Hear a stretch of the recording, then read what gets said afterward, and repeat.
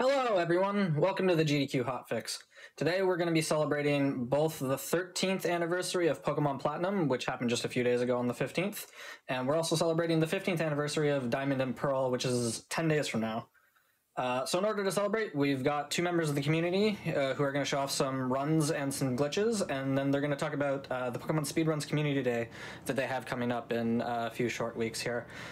Before we jump into that, though, I'd just like to remind everybody a quick few things. So if you've missed out on any of our GDQ Hotfix shows, you can actually check them out at our archive. We have all of our past runs and shows up at youtube.com/gamesdonequick. And if you're actually on YouTube right now watching, you can feel free to join us over at twitch.tv/gamesdonequick to check out any of our live shows. Most of them start at 7 p.m. Eastern. And on that note, we're actually going to be shifting around some of the times for some of our GDQ Hotfix shows. So you want to make sure that you check out gamesdonequick.com/hotfix for more info on that. We've actually also launched a new channel on YouTube. It's the GDQ Some of Best Segments, which is a highlight channel that has videos launching at the same time as our regular videos every day. So they're just small highlight reels of all of our daily shows as well as our main events. And then tomorrow we've got two shows going on at 1 p.m. Eastern. We've got PC Precipice with Dangerous TV, who will be showing off Super Mario Odyssey while he does PB attempts.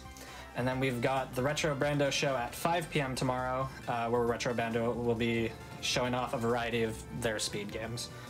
And with that, I'm joined by Skoa Gogo and Etchi. How are y'all doing today? Yeah, I'm doing pretty good. How are you? Doing great. I'm doing all right. Sorry, go ahead. No, I was just gonna say, I was just gonna go ahead and start, and if you have nothing else to say. Like I mentioned earlier, you've got a community day coming up. Did you want to talk about that at all? Yeah. Actually, I'll let you talk about that first. Yeah. So we technically have two community days coming up. The one where we are advertising for this specific thing is that in the DS community, we are starting to organize basically something for the Pokemon Diamond Pearl Anniversary Day, which, as mentioned, is actually on September 28th for the Japanese release 15-year anniversary. The plan for that day is basically a series of 90% Maniplus races that anyone can join in. So if you've never done a Pokemon speedrun before, this is a great time to join in and try it out. The 90% speedrun for Diamond Pearl is incredibly straightforward and simple, especially in Maniplus. It's super, super simple, and it's also one of the shortest 90% speedruns that exists for Gen 4. It's only about an hour long. So it's a really great entry point into the series. So we invite everyone who's watching this to join our community and come join us for that day.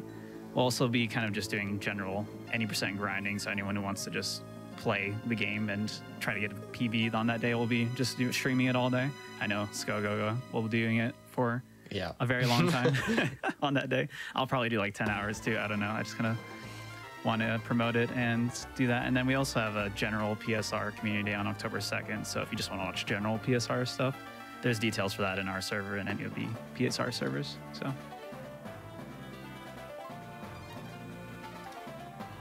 All right, happy days. Well, I'm going to go ahead and get started. The first thing I'm going to do is actually just go straight out of the game. So the RNG manipulation process for this is kind of complex to understand to begin with. Yeah. So I'm gonna go ahead and get started. I'm gonna let Etchi explain some stuff during all of this because I have to focus at the start of this. I will call time. It's on the first white frame after I boot up the game, but I will call that out whenever I get there. Okay, so the gist that I'll say right now is that the time you enter the game matters, and I'll let Skoa do this really quickly. Start. Okay, so that's the start time. Basically, what we're trying to do is to hit an initial RNG seed. Now, what is RNG? Just random number generation. Every game has some kind of RNG system, and that kind of decides all the random events in the game, quote unquote random. Turns out you can control a lot of them if you know what you're doing. So things like critical hits, certain encounters, the stats of your Pokemon, stuff like that. And that's what we're trying to control here. So there's a lot of things we're actually going to be trying to manipulate in this run. And the manip basically involves entering the game at a specific second and then entering the game after that. After this little intro part, you want to do a frame perfect 1 in 30 frame input. And that if you do that correctly, you'll actually end on the right RNG seed. And then once you are in that initial RNG seed, you can do a series of inputs to progress your RNG the way you want it to get the exact outcomes that you're looking for. Right now, we're just kind of naming ourselves and our rival here. Both just one character names just because that's fastest. And we also have time to name these things because we have to wait a little bit at this TV screen. And then this TV screen is actually the one that I was, where you have to time the frame perfect input. So after like 10, 15 seconds here, Sko is going to press the A button at a very precise time. I'm not going to talk about when that 5 happens. seconds.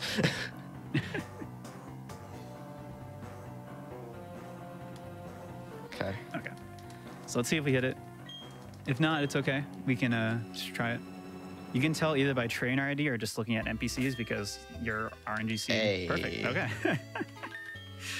You can tell if you hit the right RNG seed because your RNG seed actually determines your trainer ID. So if you have the right trainer ID, then you have the right RNG seed.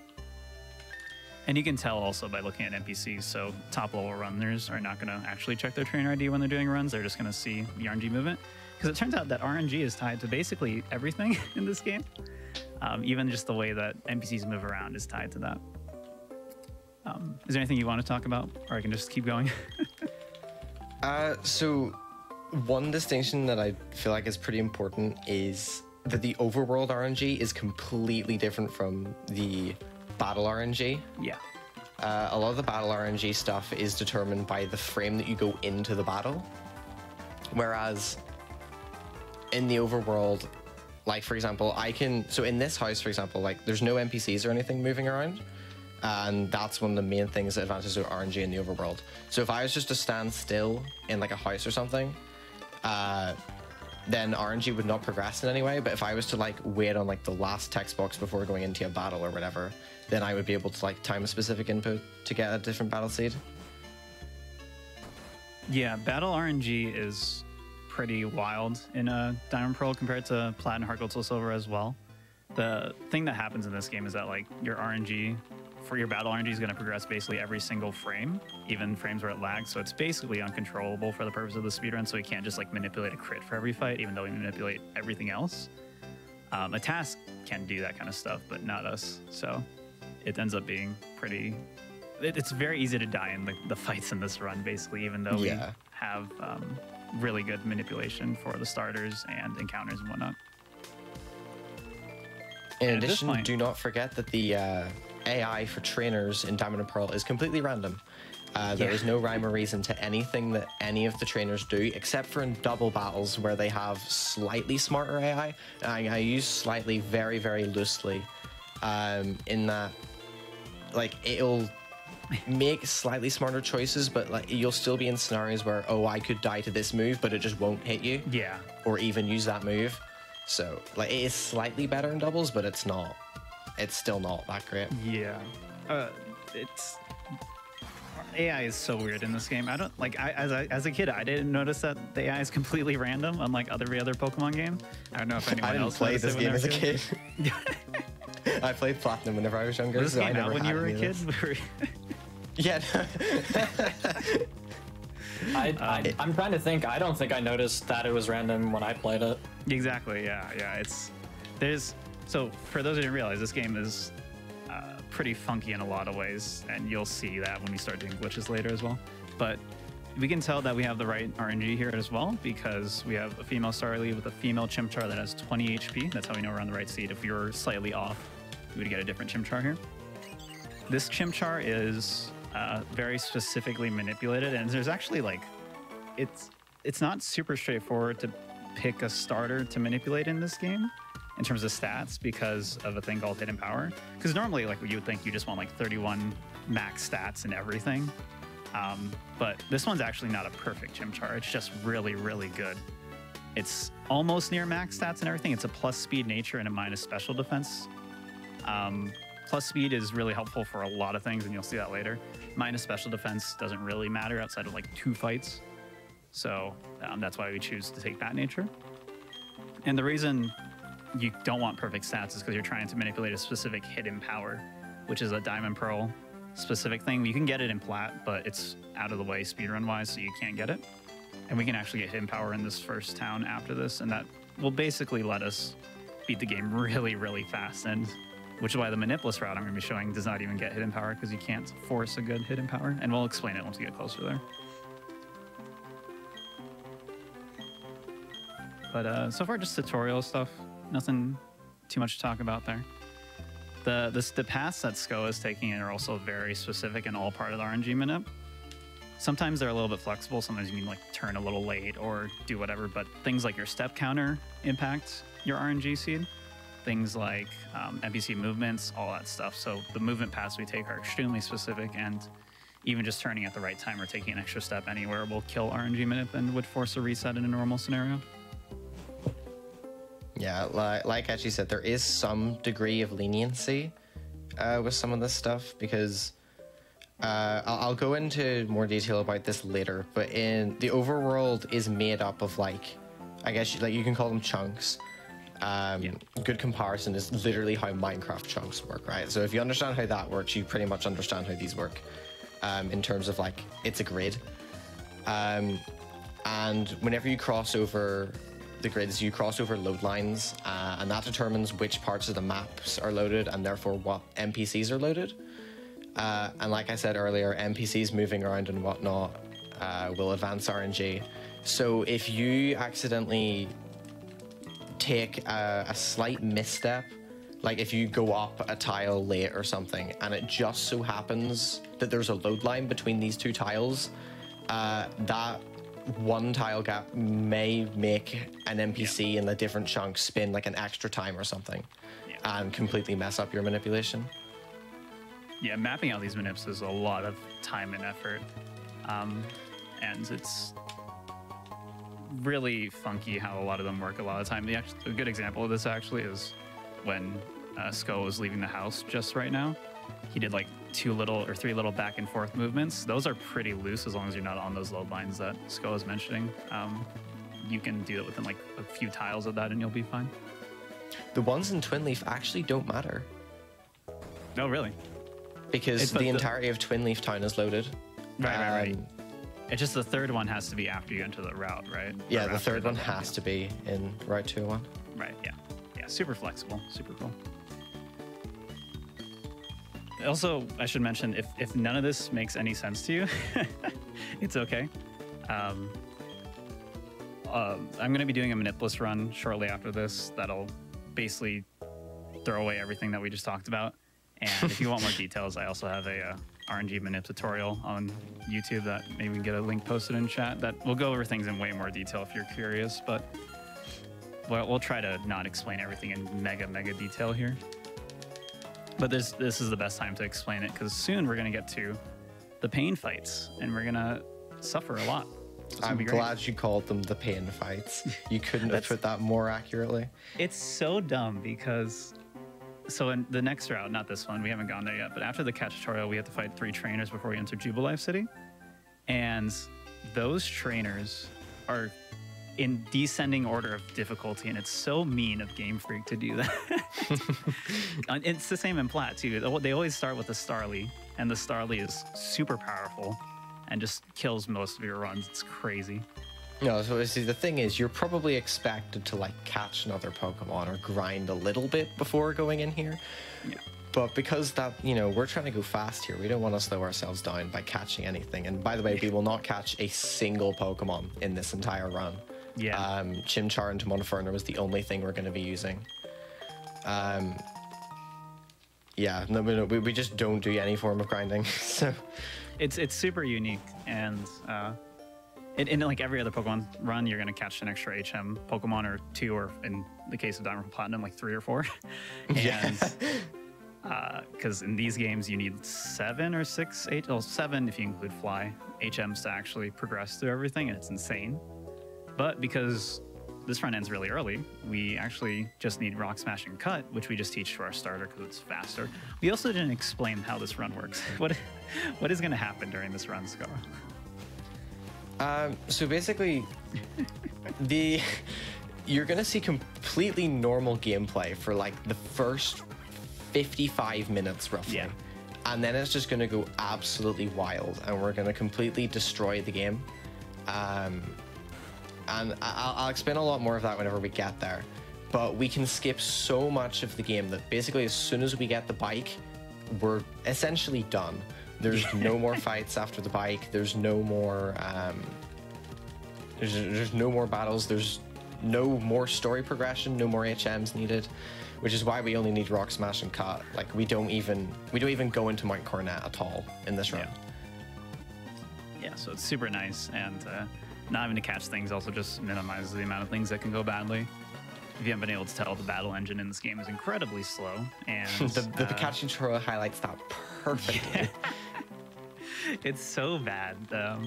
This is something I didn't even care about as a kid, just how slow the battles were. I didn't really pay attention to it. I just played these games for like hundreds of hours anyway. But it's pretty bad when you compare it to Plat or Heart Gold, Soul Silver in the same gen. One of the worst features of the battle system in this game is that you have to mash in between, like when you are like declaring using a move and when it actually hits the opponent. Otherwise it takes longer, and there's no clue in the game. There's also a lot of lag between that as well. Yeah. So for all of these fights, I am going to be straight mashing A like the whole way through, and you're still going to see like the length of time that takes between. So I've hit the move. So between where Chimchar was like flashing there and then the HP bar actually starting to go down, there's like nearly a second time gap. It's brutal. In Plat, it's instant and you don't have to do anything. Oh, Platinum's a great game. It's great. So yeah, this fight's terrifying. The Starly has 3 moves: Quick Attack, Tackle, and Growl. Ideally, you see Growl as late as possible and more so Tackle than Quick Attack. You outspeed it, again, because we are at that plus speed Chimchar, which is really nice. Not too bad of a fight at all. That was actually a pretty good fight. Yeah. I would, if I was doing world record attempts and got that, I would be happy. Basically, the rule is if you don't get Growl turn 1, you're generally gonna be okay unless it just spams Quick Attack. Or just crits Quick Attack any turn, because that'll do like 13 damage to you.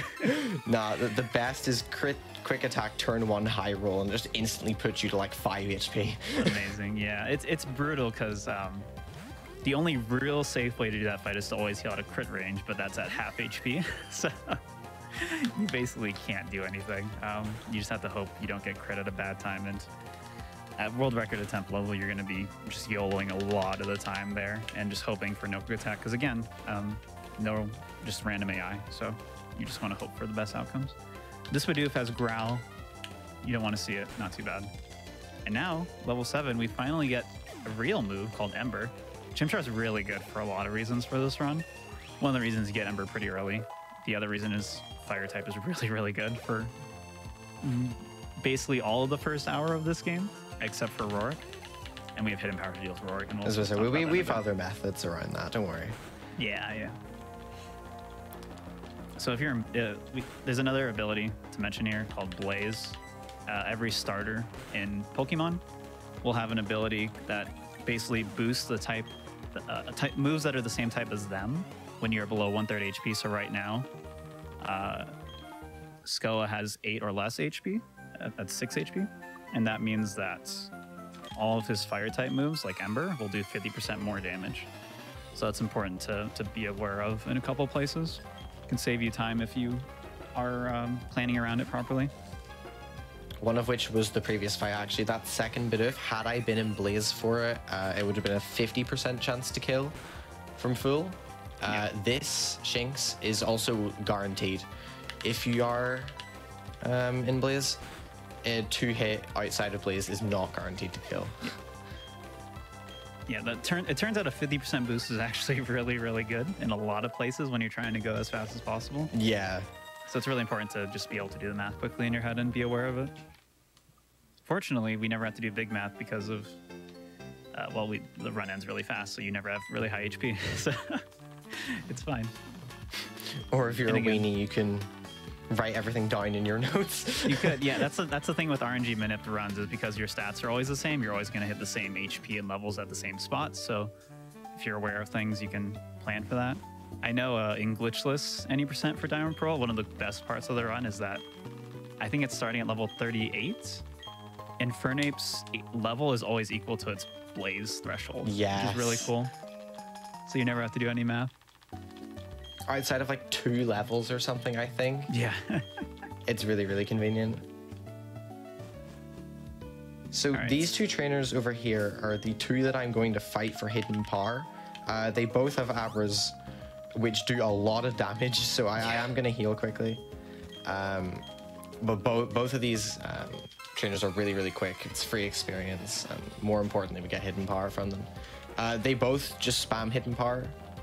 Yeah. And as you can imagine, in a run this linear with completely random battles, in terms of like, you know, complete RNG manipulation, so we're always fighting the exact same trainers and whatnot.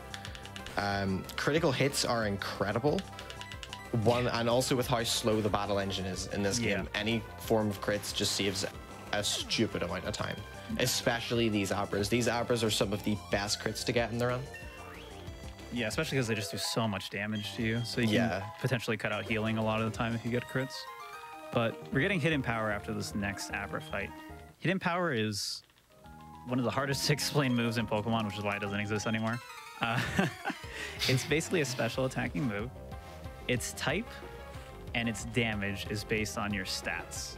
And not just like the actual stat values, but your IVs, which we haven't really talked about, but IV is an individual value, so your stats like HP, attack, they all have some individual value of 0 to 31 that basically just tells you how good the stat actually is.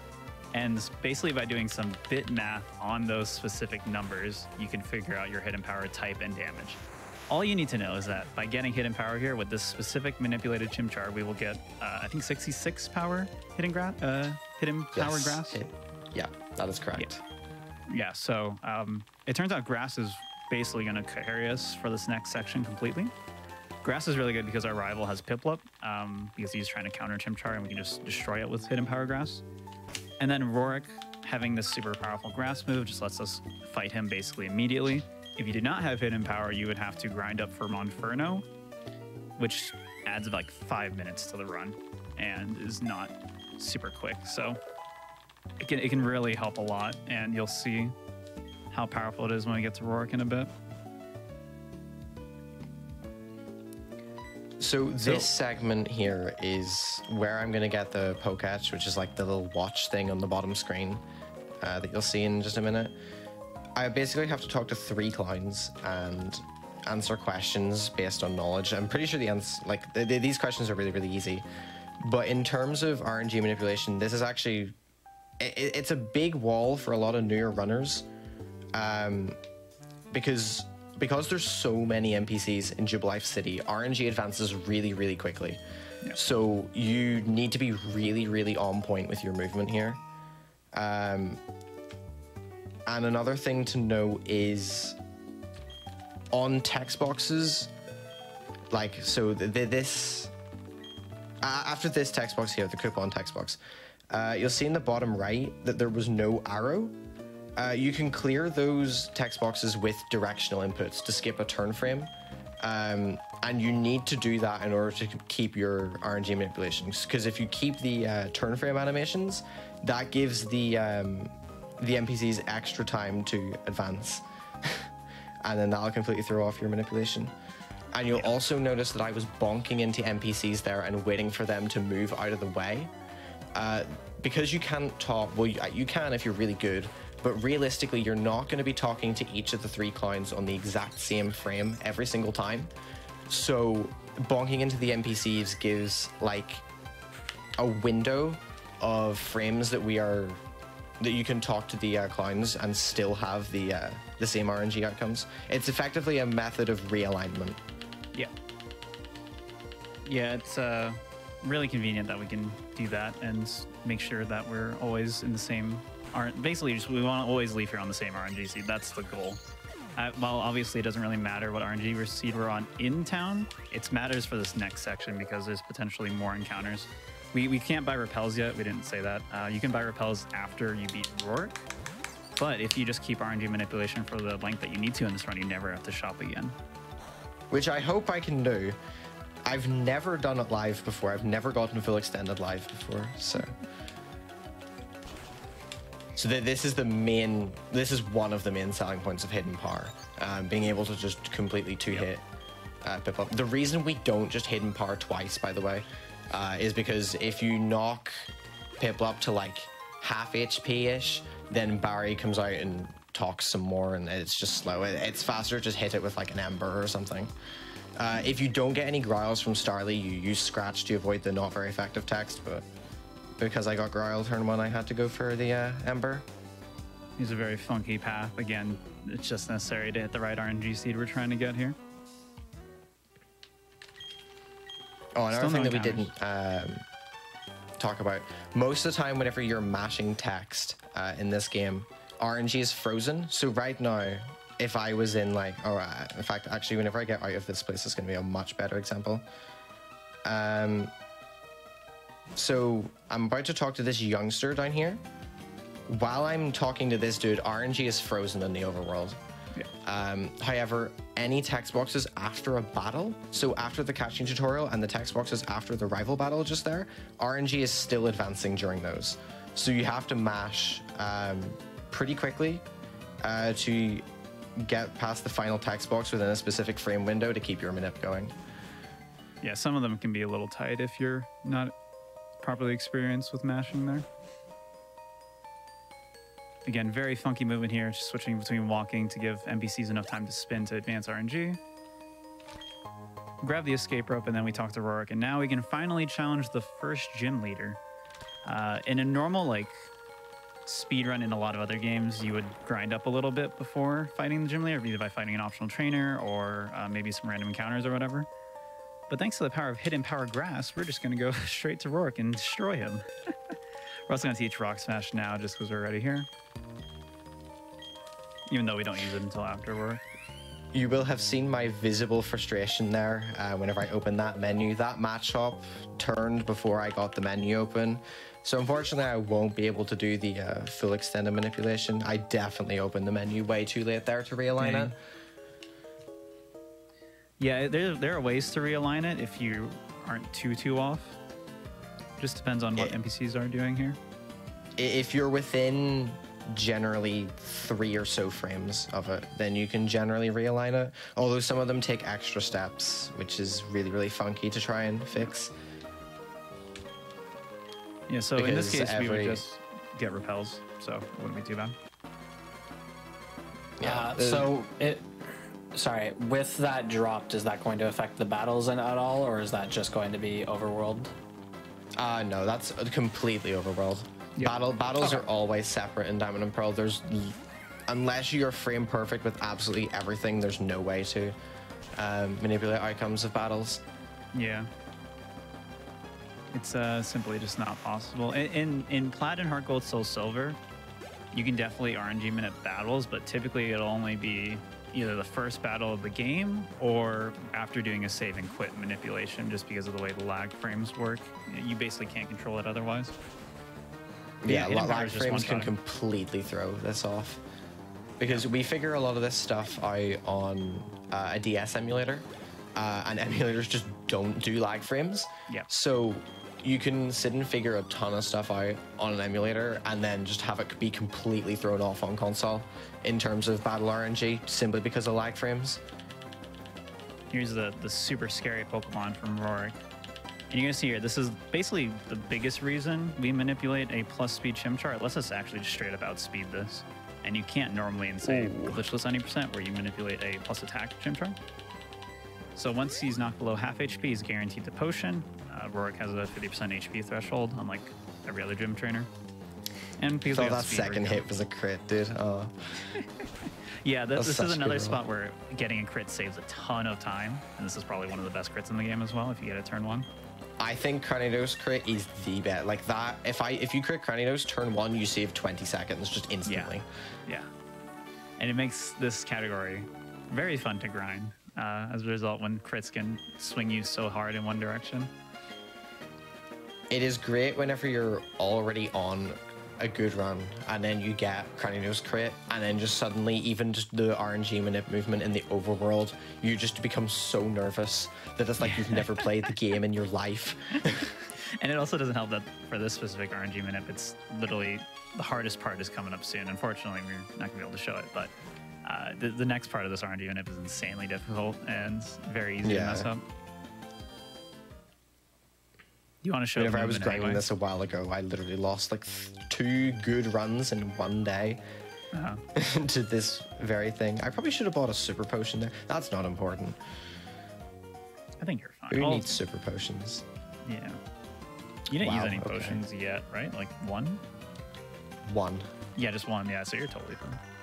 Actually, no, I used 2. I used one before work, which I could have skipped.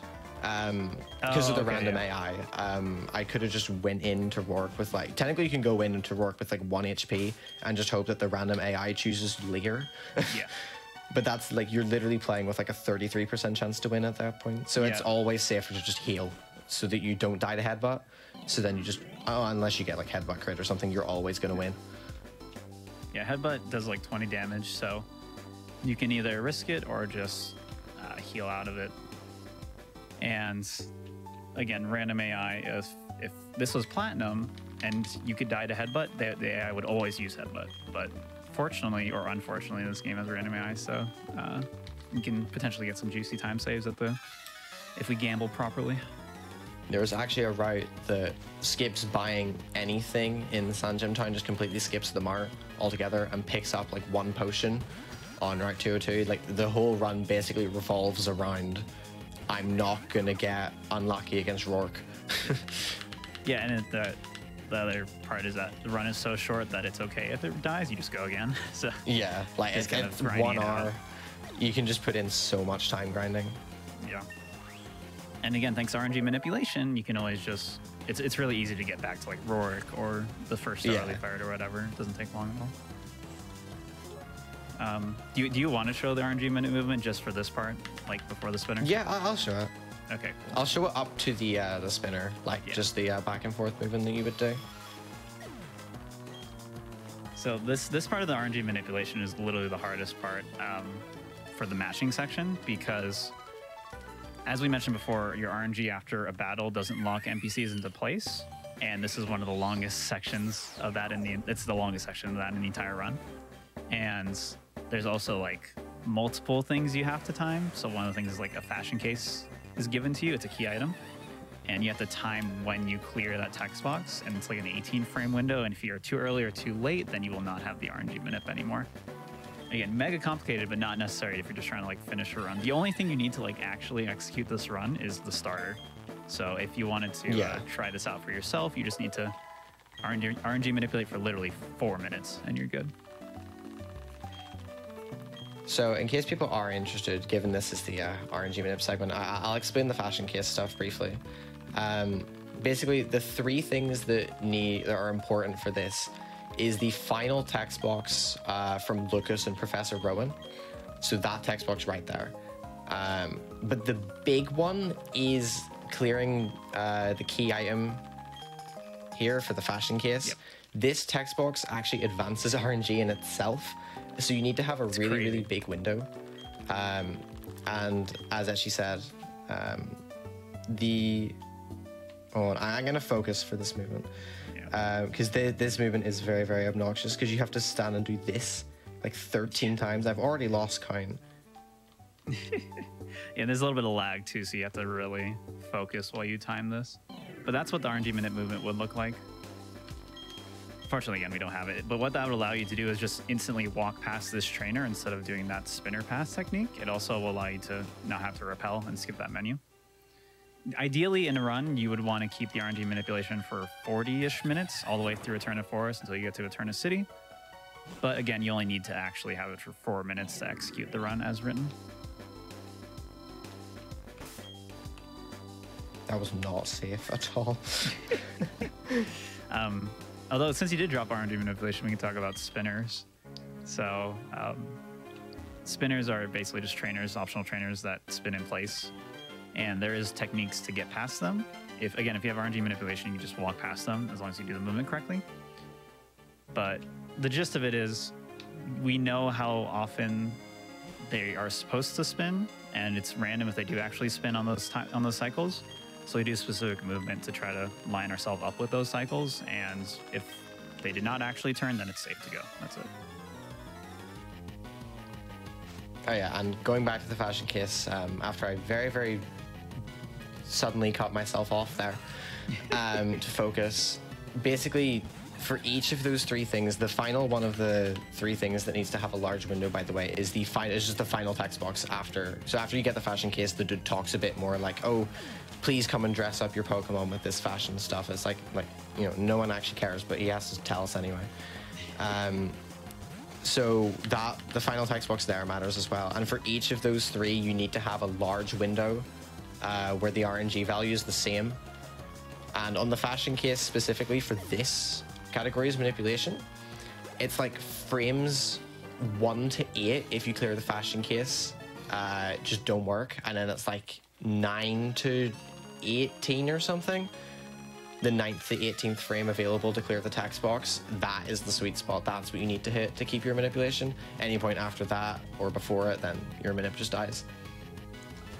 And then your reward for clearing those text boxes correctly is that insanely hard movement. Yeah, literally. So it's your runner's probably going to die to you anyway.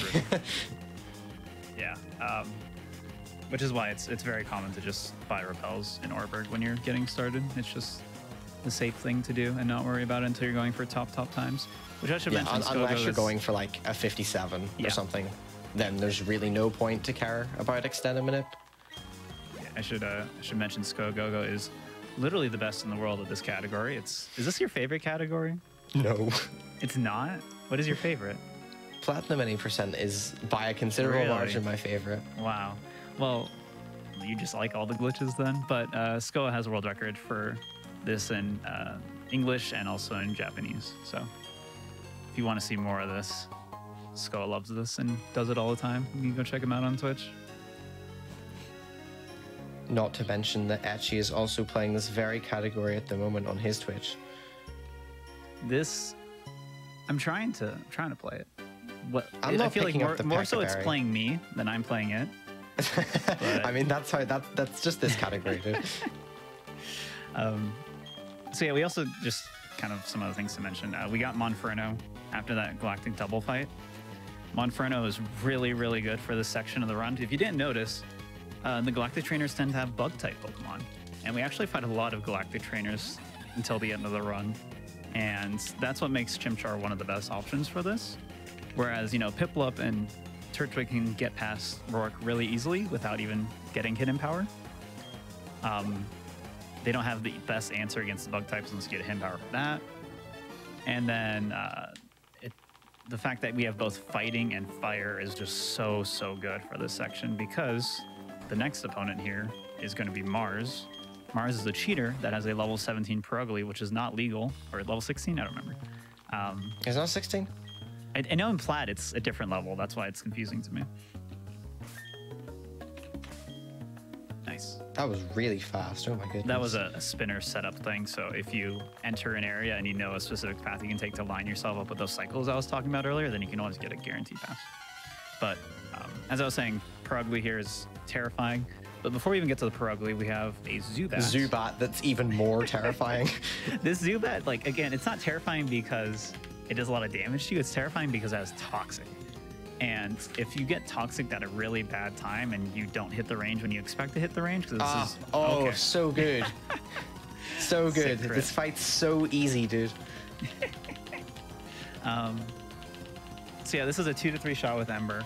And if you get Toxic, you want to either not get Toxic if you're going for lucky times. Or you antidote at the right time, or use a Pecha Berry. Either one, just kind of depends on which strategy you like employing. So Perugly here is terrifying, but again, because we're fighting type, we can spam Mach Punch on it, or Rock Smash here, which is what we're going to do. Rock Smash, there's a 50% chance to lower defense. Hopefully we get that. Nice. And then thanks to Mach Punch being a high speed priority move, it actually lets us outspeed Perugly. And that was basically like the best fight you could possibly get. That is the best Mars I've had in so long. You've no idea. I had such a period of like really, really bad Mars fights, and that is by far the best one. That was insane. Wow. Yeah, so Four-turn that Mars Zubat crazy. is like 1 in 3 to use Toxic. And if you do get Toxic, it can miss. But you really don't want to be banking on that. And especially in like top level runs or whatever, you're not going to have anything to heal that with. Because if you don't get antidotes, by the way, there is a Petra Berry on that previous route next to the little girl that you talked to that you can just grab, and then you can just equip it outside the Value Win Works. And then if you get Toxic, it just instantly gets rid of it, or gets rid of the poison, which is all well and good until you get Toxic again. But yeah. My Petra Berry bad. bad strat. Bad strat. So, repelling here. Just some spinners. There's an X attack there, but it's not actually useful for this. We don't need it. Again, manipulated to have really good stats. And it turns out that all that's left really at this point, there's 2 sections left.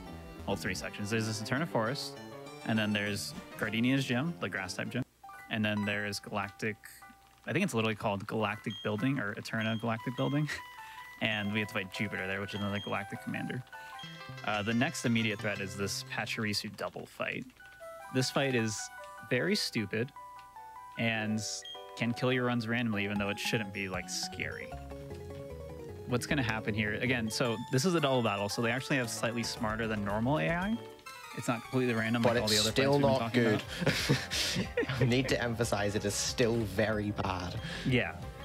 So it's actually funny if you compare and contrast this to Platinum, where it has the exact same Pokemon, because the Platinum AI is actually smart and will destroy you at every chance it gets. But here, Yeah. Pachirisu can actually use bad moves sometimes. And what we're going to do is we're going to spam Ember on the right side first, because we're not in Blaze here. The right side has a terrifying threat called Beautifly, which can use Gust on you, which is like 20 damage, so you really don't want to deal with that.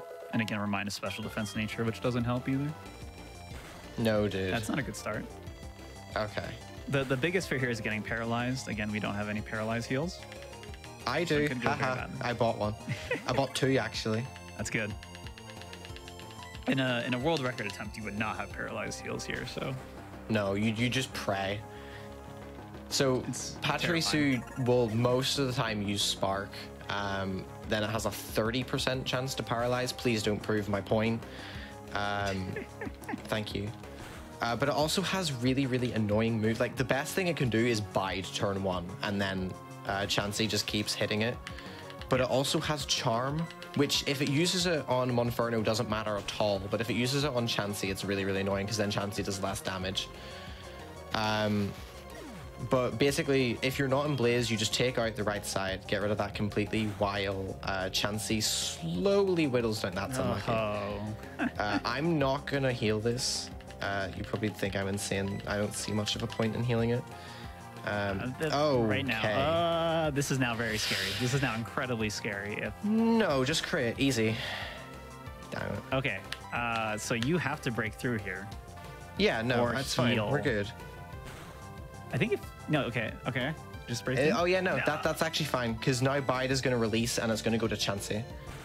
Oh, thank you, Gen 4 mechanics. Yes. So Bide in this Clutch game Chansey hit. hits the Pokemon that last hit Pachirisu in this case. That's so good. So if Yeah. I had gotten through, I would have just killed and it would have been fine. Had I gone for like Mach Punch or something to get past the speed drop because of the paralysis, and then like Egg Bomb missed or something stupid, then I would have used it on me. But it's okay. We're thinking about all our actions here. We're not really. This is one of the fights where Chansey can make or break how much time you save here. So we didn't really talk about Chansey too much, but Chansey has a couple moves. It has Soft Boil to heal itself, which you just saw in the last fight. It usually uses Egg Bomb. That's what it's going to do if it's at full HP. Egg Bomb is a 75% accurate move, so it misses 90% of the time. And then it also has Refresh to heal its status abilities. So what we really want here is 2 Egg Oh Bombs or that. yes, What is happening? so good. Are you sure we can't manipulate the battle RNG? Because that's No, all no, I'm you ready, saying ready, here. ready? Chansey, if Chansey crits too, I've Chansey never had crit? Chansey crit as well. Yo, Go on. let's see it. Aw. Oh, yeah, that would be the dream fight. But all you really need here is Chansey to hit twice, and you'll be Yeah, you'll be pretty happy. You save a lot of There's time. slight things like the Abras, if they hit Monferno instead, then you skip super effective text. But also, because Chansey isn't damaged, it will never try to use soft boiled. So if Monferno is always getting hit, then Chansey will always be spamming Egg Bomb. But that realistically never happens. I've never had that happen where I've gotten every single hidden power. And we also just got a new move there called Flame Wheel. And this is a real attacking move that's actually really good. It's a 60 base power move. And it's a physical attacking move, unlike Ember, which is a special attacking move. And again, Ember is 40 base power, so this is literally just 50% stronger. And we're just going to be using this basically for the rest of the run to one-shot everything. Situationally, you use Ember sometimes. You say one-shot everything. Well, there's some ranges, but we'll explain that when we get there. I have some bad memories. Yeah, this is like the nice rewarding part of the run, because you basically just kind of like cruise for the next 4 minutes here. Because you kind of just one-shot all of everything in this gym until you get to Gardenia, and then she can potentially troll you. You have to do a little puzzle of hide and seek here. Just find all the trainers. This is a fantastic maze that we're so good we actually just look through the trees and know exactly where all the trainers are. Yeah, that was really fast that you found her that quickly. That was crazy. Yeah, I know. Like, you see, the thing is, after every trainer from now, you get a hint. I didn't need a hint for that first one. That's crazy. Like, it's just like there was like a sixth sense that I just kind of knew.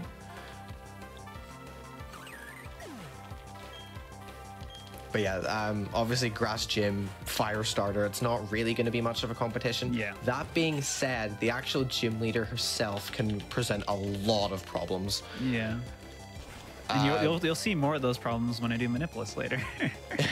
You may see a lot of the problems in this very run. Yeah.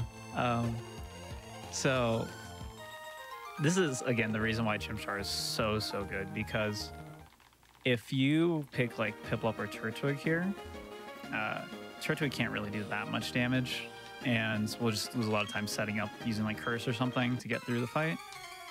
Or if you do Piplup, you'll just take a lot of damage from all the grass moves here, and you'll struggle with like Pachirisu. The real thing is, if you pick Piplup, you're gonna lose. Yeah. Just straight up, you will lose. Well, with random AI, you can just get lucky. So, I mean, just get lucky, forehead.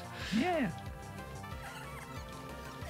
So ever so slight optimization here. You notice that first Bidoof is like level 14. This one's level 13, and thus is guaranteed to die to Ember. And all that does is save a few frames of text, because Flame Wheel takes longer to print out than Ember. Yeah. But that is worth mentioning, because we just saved time. Yeah, that's always stuff to look for in a Pokemon speedrun, especially in a game like Diamond Pearl, where text is so slow compared to every other game. So anything you can do to shave off a few frames here and there is really good, especially in a run this short. So super important. Correction in chat. Chimchar's nature's naive. Yes. Not naughty. In glitchless any percent, it's naughty. In this run, it's naive. And again, basically it turns out that like the plus speed is so much more useful because we're only doing the first hour of the game. Yeah. Whereas like it'd be cool to have plus attack for some of these ranges that are coming up here, but it's plus attack would just alone for like the first. In fact, you know, even though for literally this section right here, plus attack would be so good. Yeah. Yeah, and it wouldn't matter too much for stuff like Rorik, again, because we just use hidden power the whole time. And in the early game, like stats, it wouldn't, having like a plus attack nature, like for the first Starly fight in the game or whatever, for example, it doesn't matter that early enough in the game. Yeah, you'll have like 1 or 2 extra stat points. It's not gonna save you a turn, it's not gonna sway the damage calcs enough to the point where it's actually worth it. Yeah, just being able to like outspeed Cranidos is massive, and even just like outspeeding the Abras in the trainer school, because if you had bad speed, they could be a problem as well. Yeah.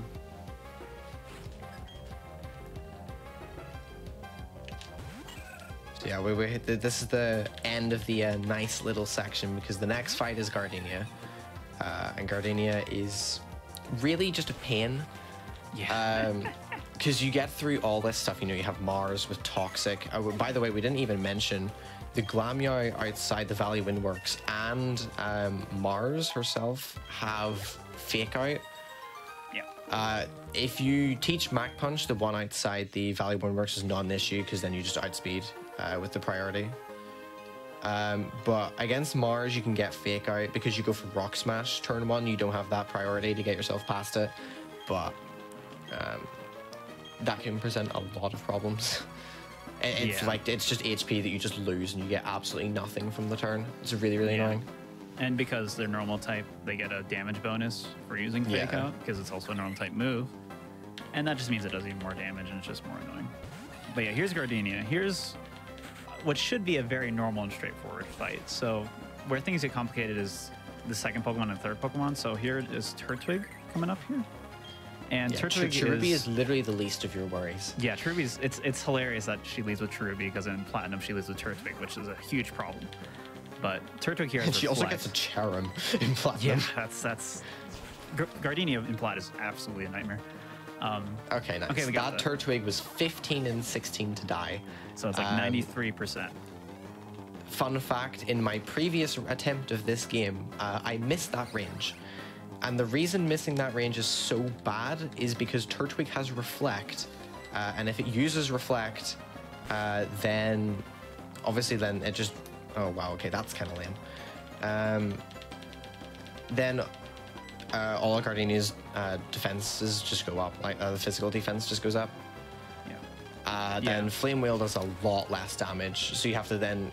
So if you miss the range, then get Reflect, she heals Turtwig to full, and then you have to 2-hit. You have to do like an additional 2 turns, and then against Roserade there, you have to do Flame Wheel, Leer, Flame Wheel. Like it's a lot of time loss. Another thing to mention is because of plus speed, that Roserade is actually a speed tie. So ideally, Roserade only gets 1 turn against you. Getting that poison really, really sucks. But I'm going to be doing a menu up here anyway that I'm just going to heal the poison off. If you have antidotes, you can like try to manipulate Blaze off of that, and Blaze can be really nice for the next section. But usually you don't have any.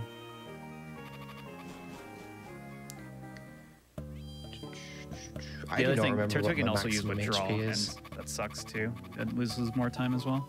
But any like 1 turn loss is actually really bad in this run. Just because of how slow the battle engine is, and also just how short the run is, any little time loss really can ruin you. Best example is literally the very first trainer of the run, or the very, very first battle of the run is the Wild Starly as soon as you pick up your starter. If you get Growl, and then it generally takes an extra turn to kill, and that alone is like 7 seconds, which is absolutely ridiculous. 10 Even HP. just like healing I'm going to Pokemon heal that. is so slow with the battle engine. I was hoping I'd have been a little bit lower, and I could have just used like 1 potion or something and got myself into really, really high Blaze HP. Yeah. So I got cut there from Cynthia.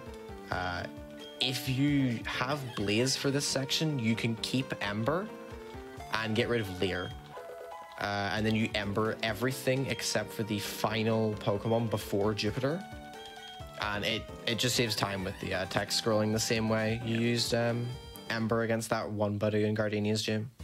Yeah, But I healed out of Blaze because 10 HP is just way too little to go into this segment with. Yeah, there's some risk here. You one-shot basically everything before Jupiter, but like this Glammeow can fake out you. So there's a little bit of risk there, and then you don't want to be too low for Jupiter because the Skuntank will have several turns to hit you, and while it doesn't do a lot of damage, it can crit you really easily thanks to using a high crit chance move. Yeah, honestly, legitimately, going in at 10 probably, like if I'd been doing like a record attempt run, I absolutely would have gone in at 10. Oh yeah, yeah, for sure. But for safety, I'm just not gonna. Nice, no fake out. Really good. Perfect fake out luck. I know because I taught Mach Punch, there was only 2 opportunities for it, but I didn't get it on either of them, which is really nice. I have a question for you, Skoa. Do you cut the Wurmples? No. You should cut the Wurmples. But what if I kills them. miss, Etchy? Don't miss. It's so much time save. You don't get super effective text. I'm gonna trust you here. I'm gonna cut this Wurmple. If I miss, It works on both the if I Wurmples. miss, Just don't miss. Don't miss. You crit so many good things. I'm sure you won't. Okay. There you go. It's fine. It would have been perfect if I missed. Well, there's still one more wormhole. It's not over yet. So. Oh, there is another one. You're right. Yeah. Not out of the woods yet. Yeah, just using cut there saves like what, a little over a second, something like that, because you don't get the super effective text. Super Which is pretty variant. nice. Yes. Free time But save. no. But yeah, cut isn't an awful move normally, but it's the only move that wouldn't be super effective against bugs here, so that's why it's like situationally useful, and it's just if you want to risk it or not to save like a second. I never do, because after everything that you go through, that's the last thing you want to do. That Roserade, by the way, against Gardenia. Obviously, you saw Poison Sting, Poison. It also has Stun Spore, Yeah. which paralyzes you if it manages to hit. But either of those in like record attempts where you're not going to have antidotes, you're not going to have paralyze heals most of the time, unless you're for some reason buying a paralyze heal in a record attempt. Yeah. You know, like those things literally just end your run. I guess Yeah, Poison it's Sting, Poison sad. isn't too bad. Like I said, you could technically go in at like 1 HP and win. But Yeah, you're thanks to so random AI. unfavored. Just get lucky, so it's fine. Yeah, exactly. If you just get lucky, everything is perfectly fine. And it's actually kind of hard to get lucky against Skuntank because it has things like Smoke Screen and Poison Gas. Yeah. Which Smoke Screen lowers your accuracy, and then Poison Gas poisons you. So it's actually really easy to die if you're in Blaze going in there. But the only thing it can hit you with is Night Slash, and Night Slash is a Dark type move, which because we're fighting type, it actually doesn't do that much to us. And again, that's another reason why Monferno is just so perfect for this run. Another exceptionally small optimization that I'm doing is I'm bonking into these trainers before I start moving to skip the turn frame animation. It saves like a few frames, but it's just something that I've trained into my muscle memory. And this Kadabra, if you're doing Blaze strats here and you're embering everything, this Kadabra is the one thing you do not ember. You have to always flame wheel this thing. Yeah, Kadabra and Abra have pretty low defense, so you always want to use physical moves on them. And all right, it's Jupiter time. This is actually the last fight of the run, if y'all can believe it. It's one of the dumbest fights in the run just because of the variance that Skuntank can A lot create. can go wrong here. Yeah, because what will usually happen is you come here on really good pace, and then you get a single smoke screen from Jupiter's Skuntank, and then you miss 7 times. And then it just keeps getting worse and worse as the fight goes along. You're only missing 7. Fortunately, the Zubat is very likely to die, so got that good. Oh, Crit. it's definitely guaranteed to die if you get a crit. It's a 15 and 16 otherwise. By the way, So- we mentioned like out of 16s, that's just the way damage rolls work in this game. You get 16 possible values, but go ahead. So Skuntank ideally just uses Night Slash, or that's like the Nah, worst thing you that's not Night possibly could Slash. have done, dude. Okay, well now I have to set up a leer. Oh. No. No. Well, okay, so now we have to keep leering until we're either in Blaze or we hit. If we get it into Blaze through poison, then we can just flame wheel. Oh, I'm so risking this. I'm so risking this. I'm not a pansy. Okay. Well, slightly scared. Depending on your damage rolls, it is possible for Skuntank to live Flame Wheel, Leer, Flame Wheel. But that first Flame Wheel was a really, really good damage roll, so was Pretty not good. Didn't worried even about that. you didn't even save for any of these fights too. So any of these deaths would have sent you basically back all the way to the start. Yep. Honestly, saving is not on my vocabulary. Yeah, you're gonna see how long saving takes in a bit here too. But Yeah. turns out saving's actually a key point of the glitch we're about to do.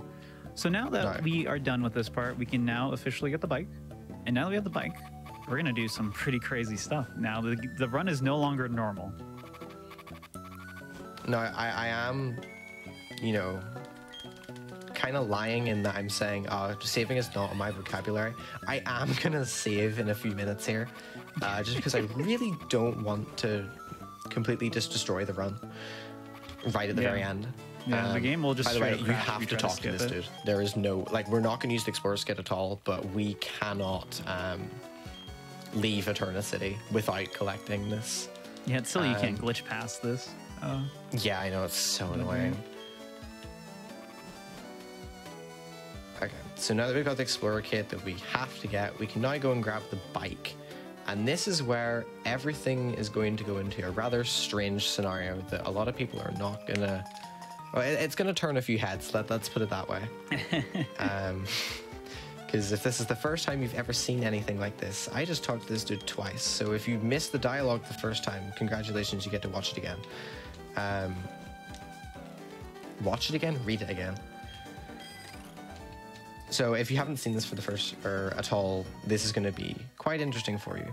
But yeah, this right here is the options menu. No, this is why you don't want to save really during Gen 4 runs, because we're now sitting here for the next 30 seconds pretty much, just waiting.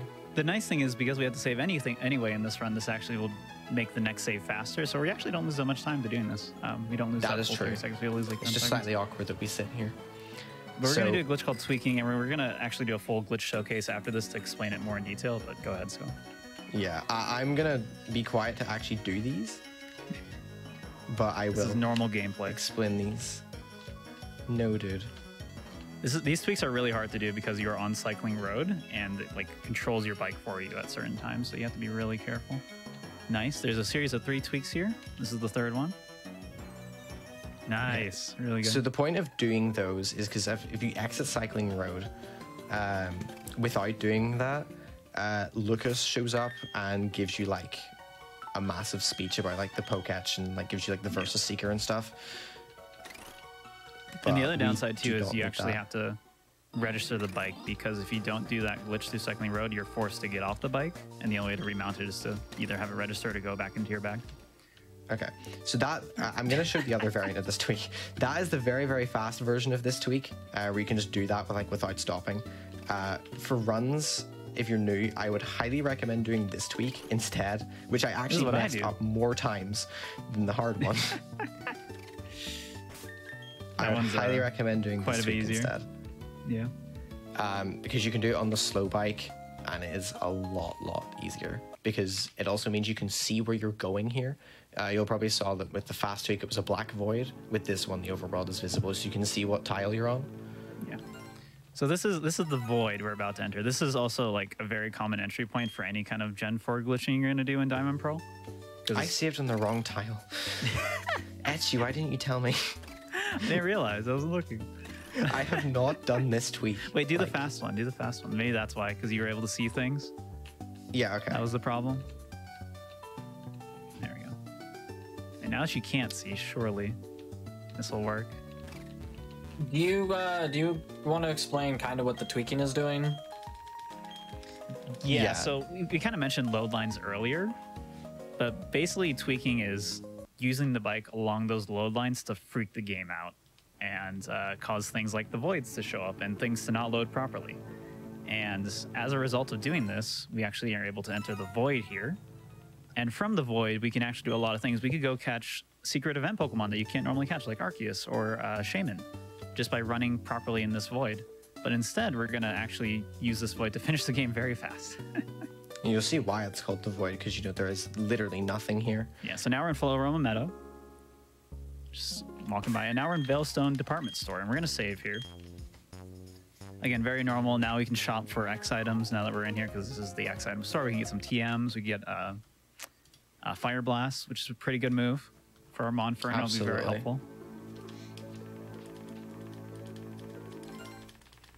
And we're still going to be in the void here. So in order to fix that, Sko's going to move 1 tile left and then save again. Now we're in the Pokemon League. Oh, that's weird. I don't know how we ended up. Well, now we can't do the shopping, but we can go back, right? So. Well, no, I mean, there's a mart there, you know, we just kind of get X items. There is a mart in the league. If we need healing items, we're fine. But yeah. maybe, maybe if I just, like, reload the map again, it'll fix everything. So if you hold left here, where are we? What's happening? Oh, hi, Rowan. I think they should turn the lights on. We still can't see too. anything, so it's kind of hard to tell where we are. Yeah, I don't know what's happening. You know, this is strange. Wait, this is the Hall of Fame. We're at the Hall of Fame. Cool. Armonferno won the game. We did it. Hooray, congratulations. And time. Nice. That was actually a really good time. That was sub-hour. Or no, like exactly an hour. Pretty good for safety shots and dropping manip early too. But yeah, so for those who don't know, Gen 4, particularly Diamond Pearl, are famous for the glitches that go on in the run, or in the game. There's so many things you can do with the Void glitch and tweaking, and you can do these things in Plat and Heart Gold Soul Silver as well, but they patched a lot of things and improved things, so it's a little bit more restrictive. For example, the Plat 80% run is actually 2 hours longer than this run, or like almost 2 hours longer, because you can't just skip everything, but you can skip a lot of things. And that's what 80% is for this category, for this game. It's very short. That was literally 1 hour flat. Wow. Dang, if you're interested in this, I have an RNG manipulation tutorial, and there's also guides on speedrun.com. And again, we are doing a DS PSR Community Day. It'll be on the anniversary of Diamond and Pearl release, where we invite new runners to come try this out or try out the manipless version, which I'll show in a bit. And it'll be a lot of fun, and it's a great entry point into Pokemon speedrunning because of how short and accessible this category is. There's also an entire Discord dedicated to the DS games with people that are more than happy to help you get started with this stuff. If anything shown here was confusing or you didn't understand any of it, she's going to be providing a manipless version later. But if you really do want to get in with this manip stuff, like I know it is really scary to start all off and understand everything, but if you're really determined to do it, then there's a whole Discord server filled with people like myself and Etchy that are more than happy to help you understand, get started on these runs. Because this is a really, really easy category to get into by comparison to all the others, and it's only an hour long, you know. So if you've got an hour, just pick it up and go. If you got an hour, you can become a Pokemon speedrunner. So there you go. Exactly. That's all you need to do. Okay, Church just posted the link, so definitely join our community. More than happy to help. And then also, if you really want to know like more details, there's video tutorial stuff. But before we do the manipless run, we're actually going to do a glitch exhibition of sorts for Pokemon Platinum. Are we going to take a break before we do that, or are we just going to go into it? No, we're just going to go straight into Platinum, if that's all right with you two. Straight into Platinum. Oh boy, I'm going to put in my Platinum card. I hope you enjoyed the credits theme. That's all you're going to get to hear of it. It's a really good theme, so it's sad. So I'm going to just go ahead and pop in my Platinum cartridge. Yeah, we wanted to also show Plat 80%, but Skoa lives on the other side of the ocean. It's very late for him right now, so thanks to Skoa for doing this short notice as well. Yeah, it's 20 past midnight for me, but I am still here. Still being a champion. So instead of actually doing the Plat 80% run, because it is fairly long, we're actually just going to show off a lot of the glitches and tweaking techniques that we use on the run, and we can also talk more about how the glitches work, and if you're interested in trying them out on your own, you can. So take it away, Skoa. Okay. Oh, there you go. Yeah, I'm just going to go straight for That's Sand Gem Town, yeah. I did get that tweak right. So the first instance of tweaking in Platinum is just like Diamond Pearl 80% is as soon as you get the bike. So as soon as you get the bike, you can just hop straight on it, just get below Jubilife City and do that movement that I just did. And I'll put you into this really, really glitched state of Sandgem City, but you're actually like, it looks like you're underneath Jubilife, but the game thinks you're in Sandgem Town. And if you do this other tweak, then, oh, I did it wrong. Well done. A lot of these tweaks are pretty difficult. If you do this and get yourself down here, it puts you in the right below Sandgem Town. And in the Platinum 80% speedrun, what this allows us to do, obviously you'd save and you'd set your date and time and whatnot the same way I did at the start of the Platinum or the Diamond 80% run. And that will allow us to manipulate a level 40 Tentacruel on this tile here. We're on the water, wow. Yeah, we're on the water, just like that. So we would do a manipulation to get a level 40 Tentacruel here. And that is would be our main Pokemon for the next 20 minutes of the run. If you're wondering, of course, after you've only just beaten Gardenia, how you're going to get off the water, in the Platinum 80% run, you have an Abra with your teleport waypoint set in Orberg City. So you just teleport and you'd go straight back there. However, with recent developments to the Platinum 80% right that have not yet been implemented into runs, there's actually a different Pokemon you can get instead. which I'm going to showcase here. I hope I do this right, because honestly, I've never done this tweak in runs because I've never done this right before. I think that's right. Yeah, it is. Okay. Yep, it looks not right. So this puts you into, it kind of shifts the maps around. One of the main things tweaking does is it moves maps around.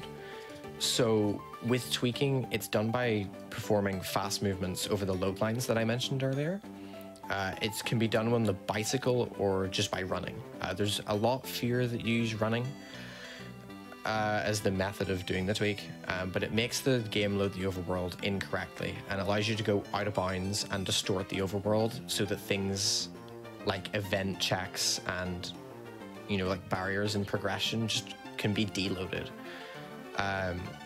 And more specifically about these load lines, the overworld map is built up by 32 by 32 tile grids, and they're split into 4 smaller 16 by 16s. And where the grids all intersect with each other is the load lines. And those like 4 tiles, that's where you do tweaking. So if you do this variant of the tweak, you will reload your save file, or like you'll save and reset here, and you'll be on this water instead, and this will allow you to manipulate a level 40 Golduck instead of the level 40 Tentacruel, which ideally it cuts out like a save and quit, and it saves like an immense amount of time. And how do you actually encounter the Pokemon there? So there's a couple different ways you can do it. The way that we wanted to do it was to just like turn frame on the water and get an encounter and use the encounter that we get to determine what RNG frame we're on, and then that'll tell us, that'll give us information on how many more turn frames and RNG advancements we have to do to get to the frame that has the Golduck that we want. But there are so few seeds that is an achievable thing. Because in Platinum, you have a lot more control over the battle, or the battle RNG, which means you can manipulate Pokerus. Getting a seed that has a Golduck with good enough stats, an Abra that you can catch, Pokerus, and a good Chimchar. Like, there are so few seeds that get all that. Yeah. However, there are a lot more seeds that allow you to use the honey to encounter the Golduck instead, because not all things that show up whenever you're searching for seeds can be encountered by just turn framing. A lot of stuff you have to use the honey to force the encounter. If it's not obvious by everything Sko is saying here, is making these RNG manips is an incredible amount of work, and significantly more work than actually just doing runs of these games. Yeah. And that's what kind of holds back like doing this Golduck stuff, is just the amount of work and time to find that perfect setup for everything. But we're talking literal weeks can be spent it's crazy. making a manipulation up to this point. I actually was working on a seed for this route until I got to the fashion case text box that I mentioned earlier. But you can take seeds the whole way up to this point and find that they just don't work. Yeah. Because the RNG has advanced so far past the Golduck that you need. So like you can put in like a week's worth of work to get here and just find out, oh, this seed doesn't work, I have to restart. I was not prepared to go through that, so I was like, no, I'm just not doing this. But a really interesting thing about this tweak in particular is, this is really dumb and doesn't affect anything at all in terms of the run. If you pick one of these berries, and you just have to get rid of it. It doesn't matter if there's one planted in its place. If you get rid of one of these berries, the tweak, this tweak down here, if I was to have a berry picked there, and then I went back, as soon as I cross this line, the game will just crash. Can you show that? I can show that. Hold on. You know what? Why not? Let's break my game. I'll just save. No, I will not save, actually. I will not save. I'll just reset. Okay, so now that we've gotten rid of that berry, I believe that that's what causes this crash. So as soon as I go over this, yeah, the game just crashes. Oh my gosh. Just instantly. So for some reason, picking up that berry, it like we've tested this. If you regrow one in its place and let it like fully grow. Doesn't matter. You got rid of that berry, your game is crashing now on this tweak. That's crazy. So just a weird idiosyncrasy with that one tweak. I don't know of any other instances where that happens.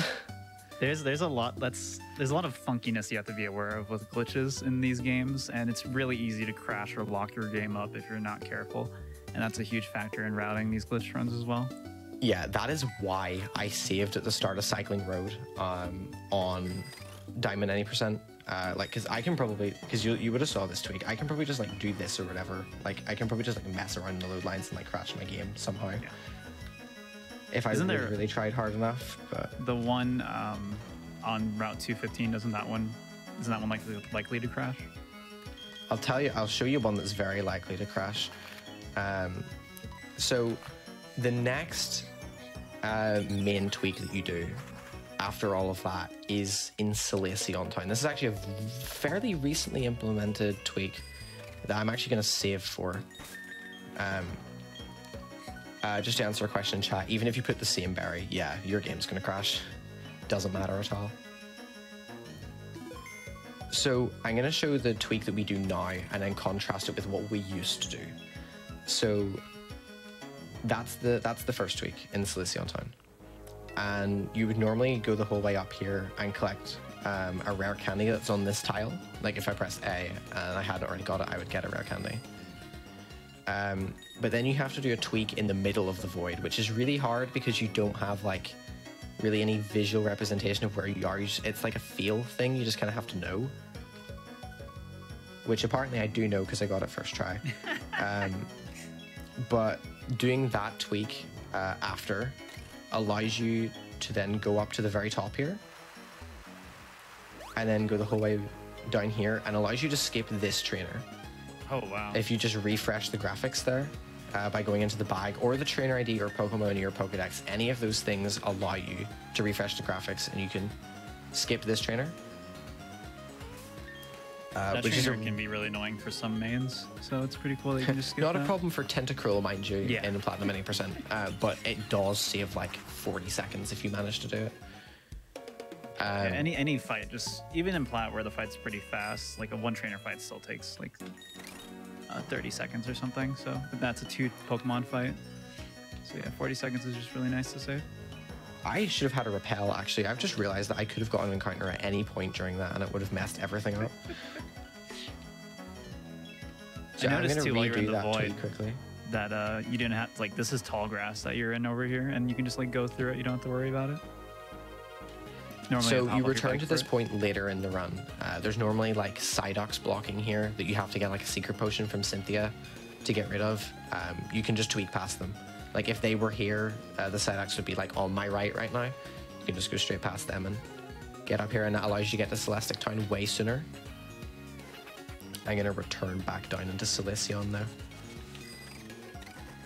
and show you what we used to have to do, which makes the second tweak easier, but the first one is way harder. So it might take me a few tries to get this, because if you mess up in any capacity, wow, that girl just blocked where I need to go.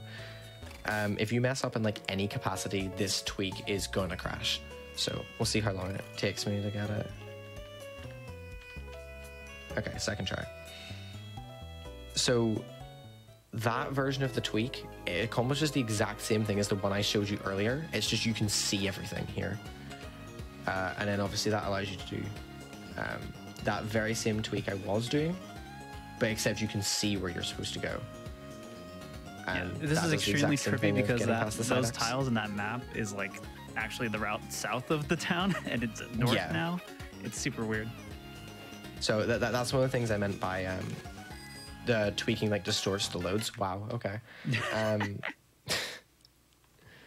Tweaking like messes up the loads, and the game doesn't know what to load and basically where you're trying to go. The nice thing is that it is predictable, so it's never just like randomly loading different tiles. It's always going to load. It's going to react the same way every time. Yeah, it's going to consistently load the wrong thing. And that's why this is possible in the first place. So the next tweak is actually at the very end of this rainy route. I honestly don't know how many or few of these trainers I fought casually. I'm gonna guess not many. So I am gonna treat these like just normal spinner passes and whatnot and do them properly.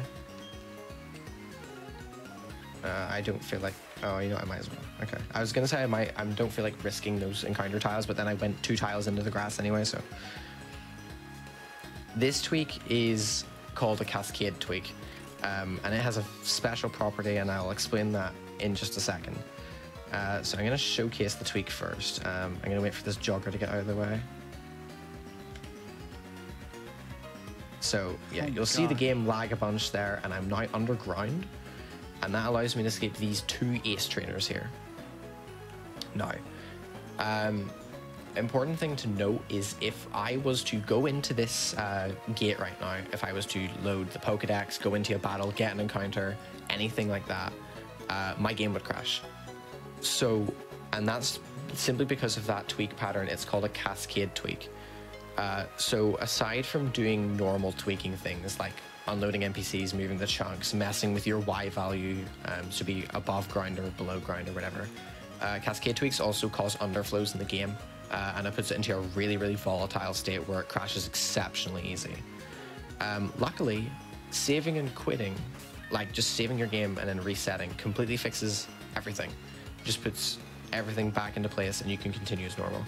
So I'll showcase that now. I am below ground right now, but save and reset and then go back into the game, and my Y value is going to be reset. One thing to bring up quickly tier 2 is after seeing all that, you might be asking why we didn't just like enter the bag when we were doing all those save and quits at the end of the run earlier, when we were in the void. You actually have to save in those instances because it will crash your game otherwise, if you just try to do it all in one go. So sometimes some of them you have to save, sometimes you don't. It just depends. That's actually for a different reason. So none of the tweaks in Diamond and Pearl any % are cascade tweaks. The reason, so you'll see that I was doing tweaks and I was refreshing the graphics by going into the bag. That is only possible because I have existing save data. So after a save and reset, you can do any of that stuff. So if I didn't have a save, if I didn't have any save data right now, and I went and did a tweak and I tried to refresh the graphics, it would crash. Which is why you have to save in the Jubilife building after doing all those tweaks. It's not because the cascade tweak. If you had existing save data, you could just refresh the graphics, but otherwise you just get hard locked and you just get owned. So after skipping those 2 ace trainers, you would do a bunch of shopping and whatnot in Vilestone.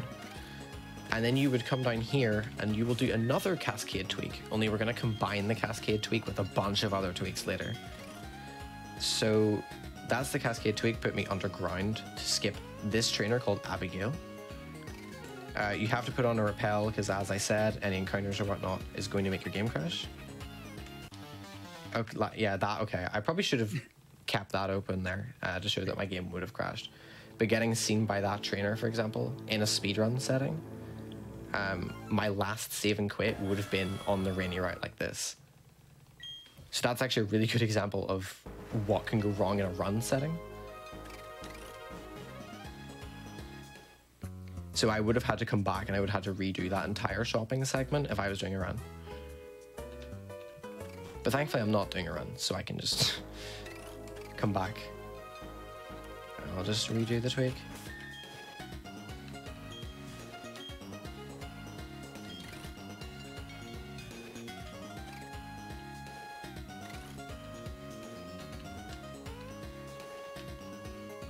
Okay. So, as I'm sure pretty much everyone who's ever played this game is aware, if you were to go further down right now without collecting 7 badges, there's going to be a dude blocking you, telling you that there's a power outage in Sunny Shore City, and you cannot go beyond that point. This tweak will mess again with your value, your Y value, so that these stairs don't take you upwards. and that would allow, so if he was here, I'd be going technically on the tile that he is occupying, except underneath him. So that allows you to skip him and get into this area early. And then this allows you to get onto this beach and do this tweak, which allows you to get yourself into a very, very strange position on the beach where you will collect a quick ball and a full restore, and you will save the game here. And then you will manipulate a level 50 tentacruel, which will be your main for the rest of the run. Again, you have to save and quit here because of the cascade tweak, but because we have to do a manip anyway, we have to change the date and time and whatnot, so you can combine all that together. But if you were to skip Abigail or whatever, like just normally, then you'd have to save and quit anyway. And you'd reload, yada yada yada, do your manipulation. But I'm not going to explain the manip because it would take an exceptionally long time to explain it. It's a very, very complex manipulation.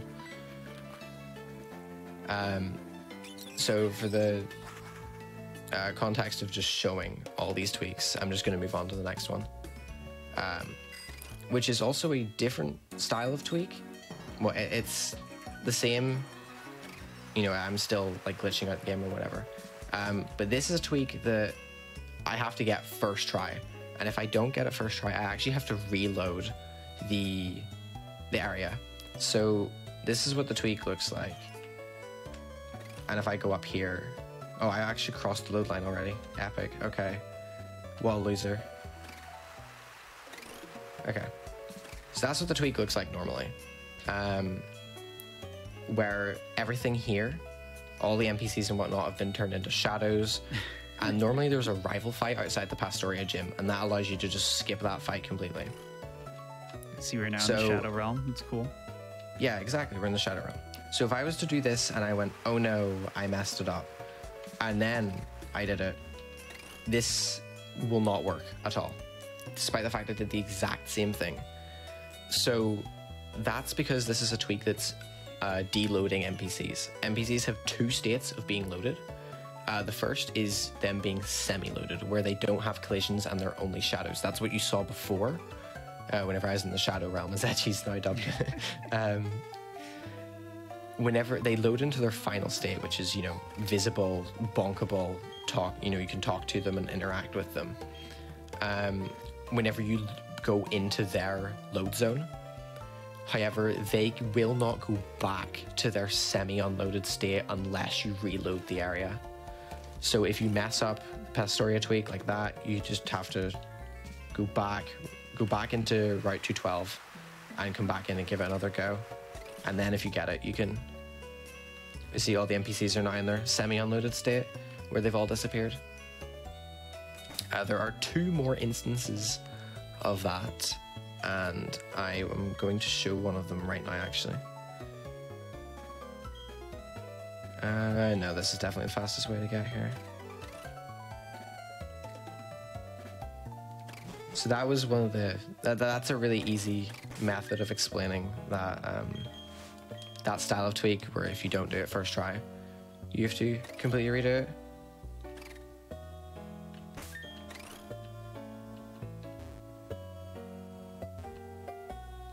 And then, funnily enough, the very next tweak you do in the run is actually a tweak just like that.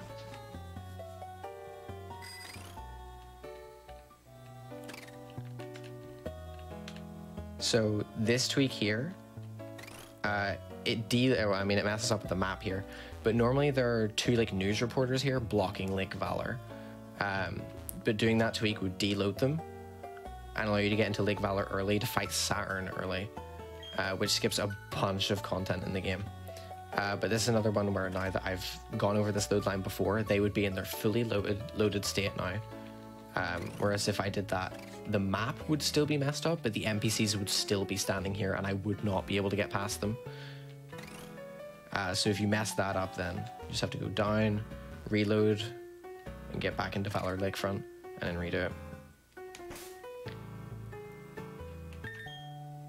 So does doing the Saturn fight just instantly skip all the plot stuff up to that point? Like, it just automatically advances it all to the Mars being at a lake, at the first lake? Yeah, pretty much. Wow. So with the platinum mini percent, right, it's actually probably should point out you skip the entire Distortion World arc in this game. The objective of platinum mini percent is basically trigger as few like progression checks as possible to get to the Elite Four. So you actually completely skip Maylene's gym in platinum mini percent. You don't fight Maylene at all. You use Vilestone to get X items, and then you just keep going. No gym battle there. And it turns out that even though so when you try to enter the Elite Four, there's a person that stops you to check your badges. Even though they say all the badges, they don't actually check your badges. So even though we don't have them all, they just act like we do, and they let us in. So because it's assumed that you're supposed to be like going through all these areas and not being able to progress until you do like a gym leader or whatever. Because no one would ever glitch in these games. That would be ridiculous. No, of course not. Who would ever glitch in a immoral? Pokemon game? So another one of the tweaks. I'll show what is down here normally. So there's 2 trainers here, but then if you go up here to these tiles, you can tweak them out of existence. You can deload those guys in a different area. Thankfully, that is one that if you do mess up, you do not like have to do it first try or whatever. You don't have to reload the route. It's really cool when you deload trainers in this game because you can always just respawn them really quickly by like flashing your bag or whatever. Yeah. And you can have them like pop up behind you or pop up like on the same tile as you, and it gets really weird really quick. I'm actually going to show that later. Excellent. Because there is a brilliant situation that I can get myself into. I don't know where I'm going.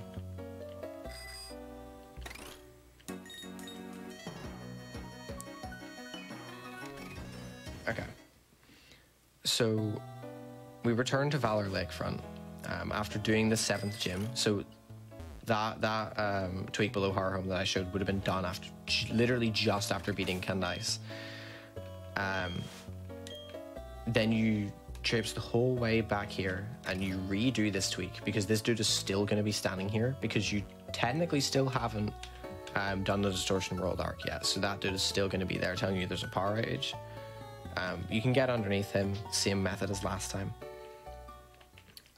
There is a tweak here. You would have saw earlier whenever I was showcasing the level 50 tweak that there was a rock smash rock. You can actually deload that with one of these tweaks like that, and it gets rid of it, which skips a rock smash cutscene, but it's one of the ones that you have to get first try. Otherwise you have to reload the route. So if you mess it up, it's not worth reloading and giving it another go. You just go and get rock smash. So obviously up here there's a trainer, but if you go back here and you do this tweak, you can get rid of him. You once again don't go up through him. Yeah, you don't go up with the staircase. You're on a different Y level to him. You can just go underneath him and get yourself into Sunny Shore City very early. Really as early as you want to. It's just it's not convenient for the run to do it until here. And normally upon entering Sunny Shore, Flint shows up and it's like, oh, Vulcaner's you know, he's at the lighthouse, he wants a strong challenge or whatever. You can skip going to the lighthouse and whatnot. There's the final tweak that's in the main category is done on water and is the only water tweak done. Once again, you know, it messes with all your Y values and deloads NPCs and allows you to get into the gym while Flint is still there. So if Flint had been there, we would have been able to just get straight into the gym. And funnily enough, whenever you get out of the gym again, Flint is standing like in the same tile as you. It's amazing. And speaking of in the same tile as you, I'm going to showcase a tweak in the fight area, which skips the national dex check. So normally to advance in this place, you have to see all the Pokemon in the Sinnoh-Dex. And then you're allowed to explore this place as much as possible. So right now, because I haven't seen everything in the Dex, like there you go, I haven't seen a print plop apparently. So these guys are going to be here until I see everything and then go and get the national decks. Turns out you can just get rid of these guys. You can run that tweak. So I'll show, if you run it, the guys just disappear. Or you can do it on the slow bike as well, if you're fancy and you're a bit faster. But it makes the entire world go black. So I'm gonna do it running. And I'm gonna stand on the same tile as one of these dudes, and I'm just gonna refresh the graphics. And there you go. Oh, there they are. Standing on the same tile as the as the guy, and I can talk to the fisherman, no problem. And from here I can also surf. But then obviously I've moved off that tile. I know I can't get back unless I fly and redo the tweak and whatever. It's really convenient if you want to just like get the super rod early, or because it's basically a sequence break, you can initiate the post-game quest by going to Stark Mountain and just like skip several cutscenes, and you'll just trigger like halfway through it, and you can unlock the harder Elite Four version by just doing that, even though you haven't done the national decks yet. I guess this perspective shows it slightly better, where I'm in the fisherman instead of in the rich boy instead. Perfect. So yeah, that is pretty much all I've got to showcase, unless actually you have anything you'd like me to showcase. No, I think that's good. These are just basically the glitches. Outside of this one, this was just more of a casual glitch, but these are the glitches that you would see in the normal Plat any percent run, which is, again, glitch speedrun for Platinum. Quite a bit different from Diamond Pro because you can't just void to the end of the game.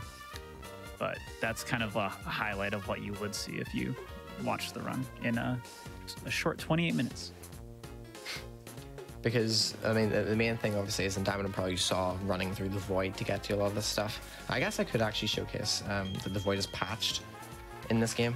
Oh, yeah. So that all those shenanigans with just completely running through the void to just get straight to the Hall of Fame, they recognized and fixed that in Platinum. So I'm just gonna do the same tweak that we did in the Diamond run.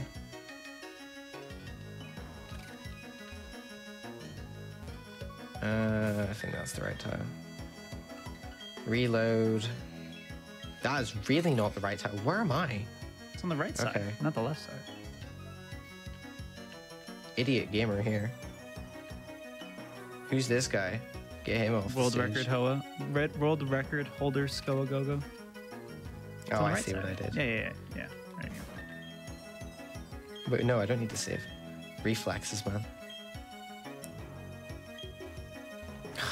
I did it on the wrong tile. Okay, so that's actually a good thing of showcasing. You can get yourself stuck really easily here by doing this stuff. So right now I'm in a building.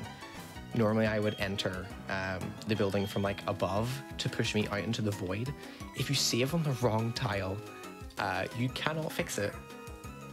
And you're just, unless you have a method of getting out, you are just forever stuck there. But thankfully I have a Pelipper here that can fly me out of there. Tweaking in the distortion world is just not really a thing. Sadly, tweaking the distortion world would be so cool though.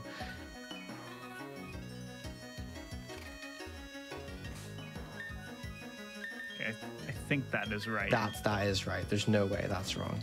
All right. Okay, cool. Yeah. So this is the exact same thing we did in Diamond, only except if I go here, I bonk, and it traps me here. I cannot do anything to get out of this. You can't fly out because you're technically in a building. You can't teleport. You can't do anything like that. So if you glitch like this and you save, you're just done for. There's absolutely nothing you can do here. But thankfully, I can just reset and get myself out of it. Yeah, so we can't do the incredibly cheesy just run to the Hall of Fame thing, but which from a speedrunning perspective is actually really nice because it means Yeah. you get this really, really cool and intricate route instead of just running to the Hall of Fame and Platinum as well. yeah, the Plat 90% run is one of the most unique Pokemon speedrun routes in really, really cool, and all the different RNG manips you use and all the different tweaks kind of make it a really interesting run to watch, for sure. So yeah, that is all I have to showcase. That is nothing else comes to mind. That's just the Void patch I wanted to showcase quickly before. But that is all I've got. I believe we're going to be taking a break now before Etchy's Manipless run of Pearl any %. Yep, so we're going to go to a quick break. Just a few reminders before we go to our break. So we have a YouTube channel. If you miss any of the YouTube shows, you can go check those out. All of the past runs of all of our Hotfix shows and all of our main events are there, so you can check that out at youtube.com/gamesdonequick. And we've also started a new channel called GDQ Some of Best Segments. It is a highlight channel where we post highlight videos of all of the shows that we have. They're just small clips that show some of the funnier or more interesting moments of the runs, and you can check that out now. It's live. So we're going to take a quick little break, so that everybody can get up, stretch, get some water, anything you need to do to take care of yourself during these long shows. So we're going to take a quick break, and we'll see you back after that with a no manipulation run of Pearl.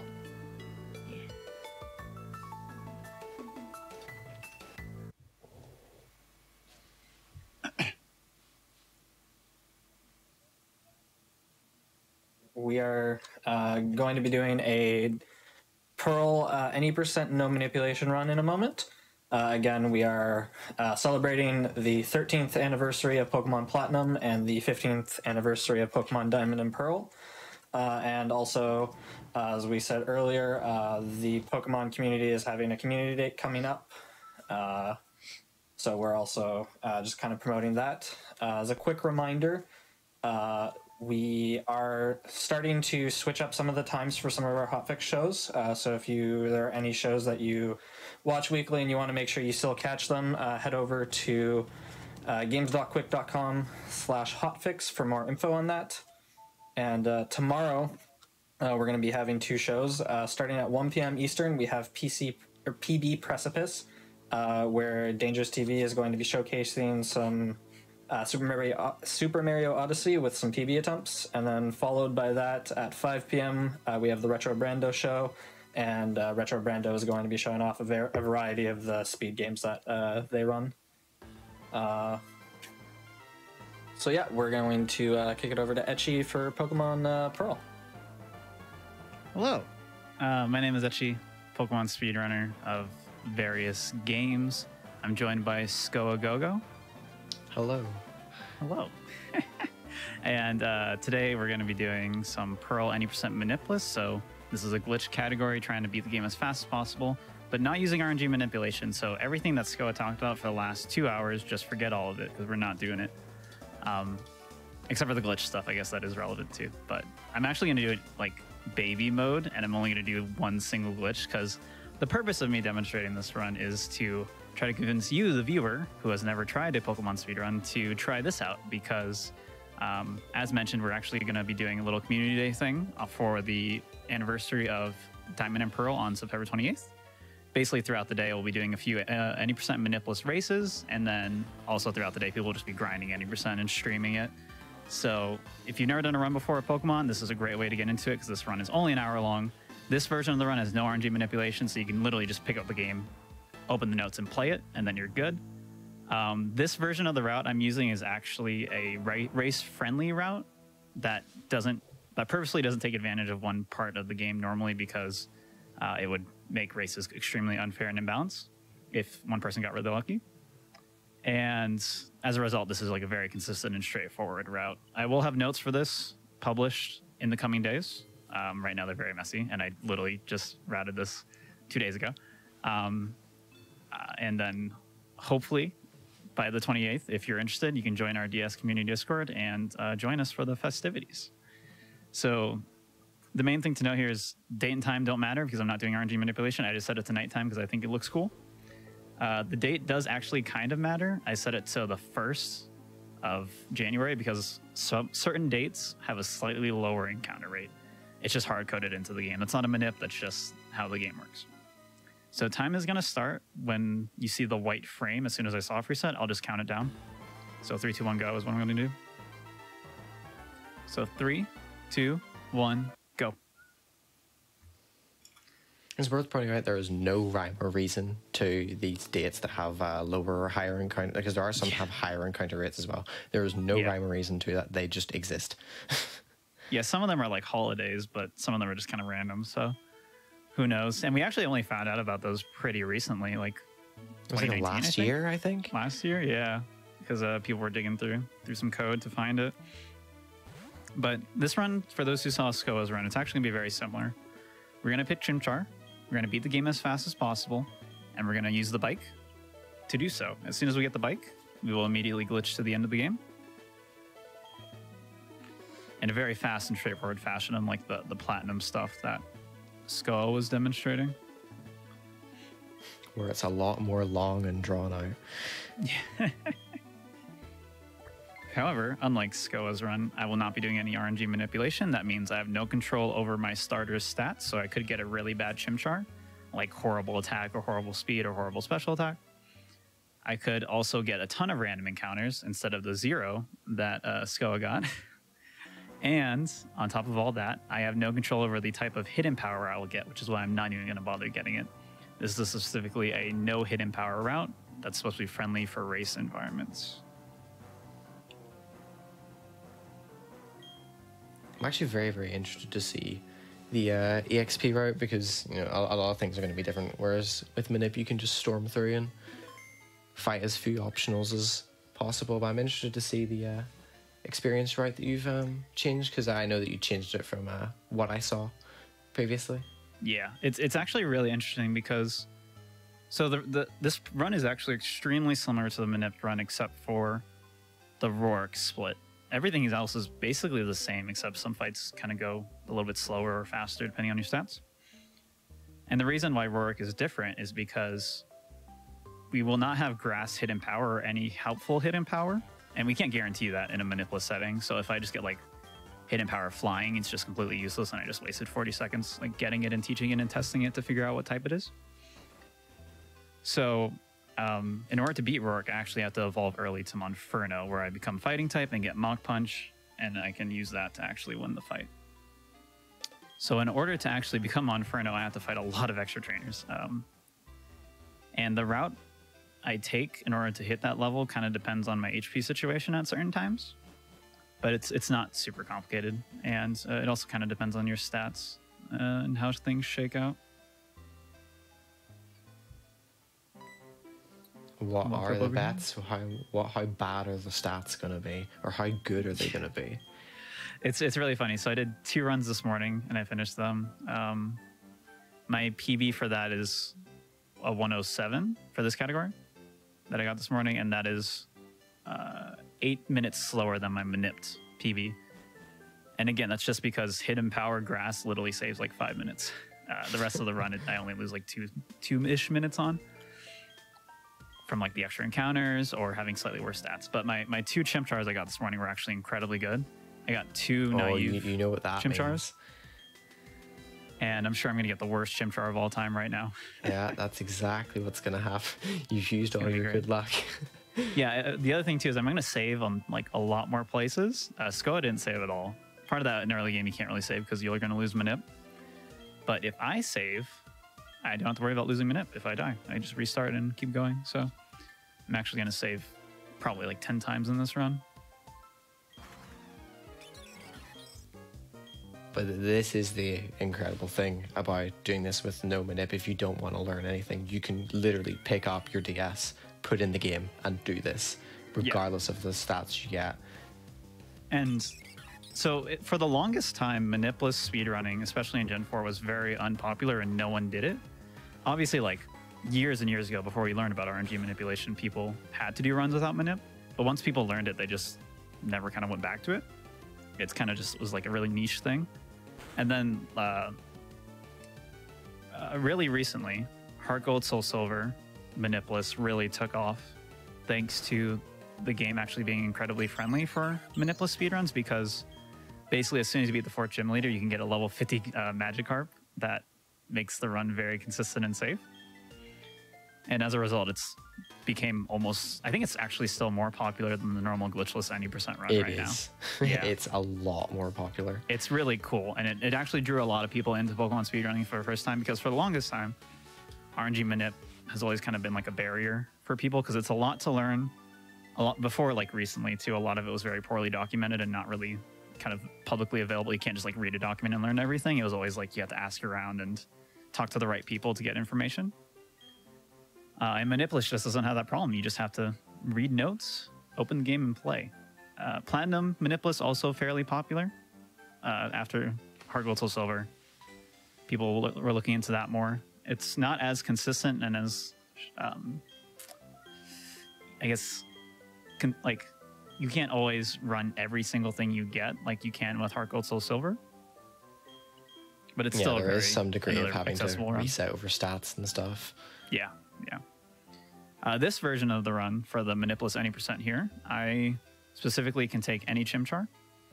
The attack didn't look that high, but this still might be like decent attack, just judging off of the scratch damage I did to Starly. I can't tell anything else until I level up later. And the other nice things too is I literally, a lot of times you're going to use like extra programs when you do Manipless runs. For this run, I don't need any programs to like keep track of my stats or anything. I'm just going to look at stats at certain level ups and I'll be fine. Yeah, because one of the things, based on what Etchy said, where you had to go around, you had to talk to the right people and whatnot, a lot of the information, like, even if you had it all, a lot of it is written in a very cryptic manner as well. Yeah, yeah. If you don't already have the basic understanding, it's going to be a really, really overwhelming experience for you. Like, half the time, if you were a new runner and you just went to, say, Pokemon Platinum, and you just went to speedrun.com/guides for it, the notes don't make sense. Like, if you don't know what you're reading, if you don't have any context, it literally does not make sense for a lot of the older notes. You have no clue what's going on and why are the runners waiting on these things. And yeah, it's pretty wild. People have been making more and more accessible notes as of lately. And I would say the Manipless routes for all the games that have Manipless routes are all very well written, very beginner oriented, which is really nice. Yeah. I think a lot of the emphasis on Manipless was inviting more people in and making it a lot more accessible, because I think everyone kind of realized, oh wait, our resources are pretty bad. Yeah. So I get, like, as a general community effort, a lot of people have been really opening these notes up and making them a lot more accessible for whoever wants to, like, regardless of their understanding or skill level. Like, so much more of the DS games now are just pick up and play. Yeah, it's really crazy. Like, there's so many people that were drawn in from Heart Gold Soul Silver Manipless that are now like really, really active in the community, and it's really cool to see.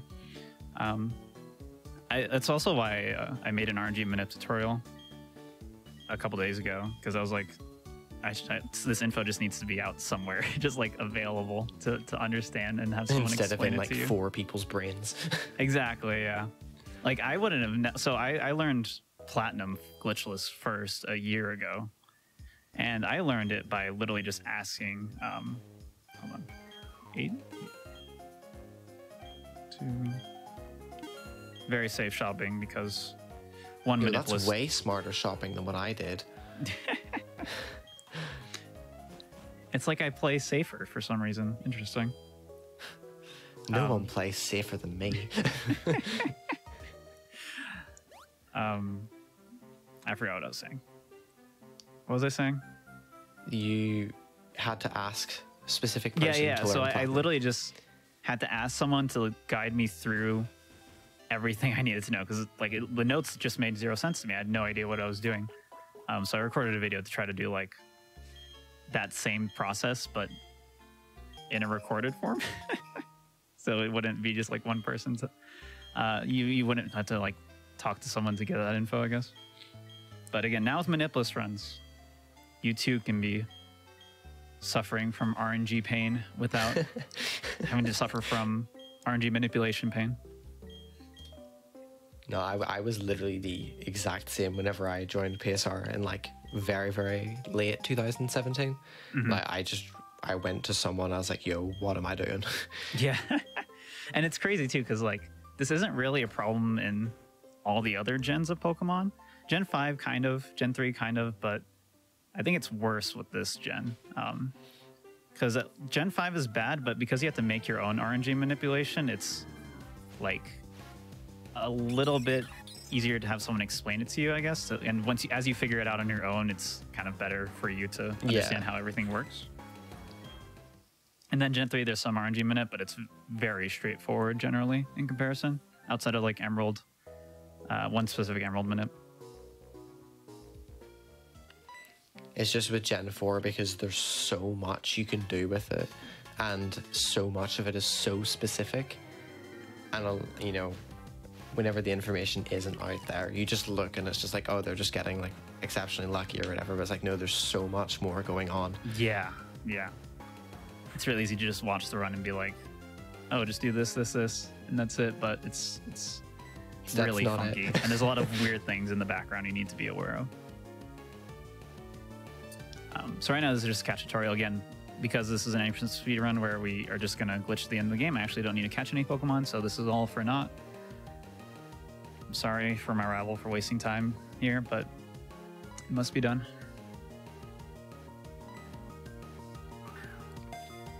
That's another thing we should actually point out, that we choose the girl in the run. Oh yeah. Because if you choose the girl, then the boy is the professor's assistant, and Lucas as the assistant has less dialogue than Dawn as the assistant. Like, it's literally a slight number of frames based on the these text boxes actually right now is faster if it's Lucas speaking versus Dawn. So in Heart Gold Soul Silver, it's actually a much more drastic difference in a couple of cutscenes. yeah, But here it's actually not that bad, and you could bigger actually difference. finish this run with Lucas if you wanted to, and you wouldn't lose that much time. I'm gonna save. you actually I've only gotten one cannot do- encounter so far, by the way. If you're using manips, you actually cannot choose Lucas. Yeah, because of the text box differences and because it matters in like that specific spot. Unless you map your manip to work with that, then yes, sure.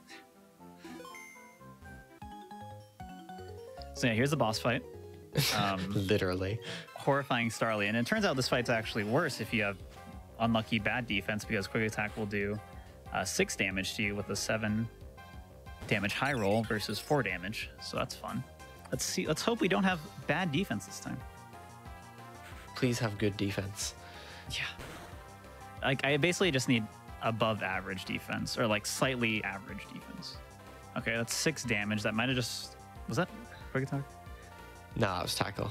Oh no. Wow, this is This is this is interesting. minus defense, or that was a high roll. I'm not sure. All right, well, Oh. that's why I saved. That is why I saved. I'm running the same category, but with no RNG manipulation. So it's actually a different category. This is a different category under the category extensions of Pokemon Diamond and Pearl. It's fairly untapped. Only a few people have done runs of it. I just routed this a couple days ago for myself, and I'll have notes for this, and we're going to do some community races on this. So just to try to, again, draw people into trying out Diamond, Pearl, and Platinum in Pokemon speedrunning. If you're interested, you can join our community. We'll do some events on the 28th of this month. So yeah, I'm if Tackle did 6 to me, and that wasn't a high roll, that means I have 9 defense right now, which means I'm minus defense. I'm probably minus defense. That's so bad. I am being bullied, by the way, by this Starly. It'd be This cool is looking if pretty identical to last time. it's actually the exact same thing. Okay, better. Okay, that's good. My attack seems decent though. Those are Yeah. good rolls. Those are very good rolls. That's not good. Okay, that's maybe never mind. Maybe don't quick attack. We're good. We did it. Those are good rolls, we said, and then the last one. Oh my goodness. Let's see. That speed was decent. Special attack was actually quite high. 13 at level 6 is pretty good. So that'll be nice for a couple spots. Attack is fine. Defense is bad. I don't know what my plus nature is. It could be minus defense plus special attack. It's definitely not plus speed and not plus special defense. So we'll see.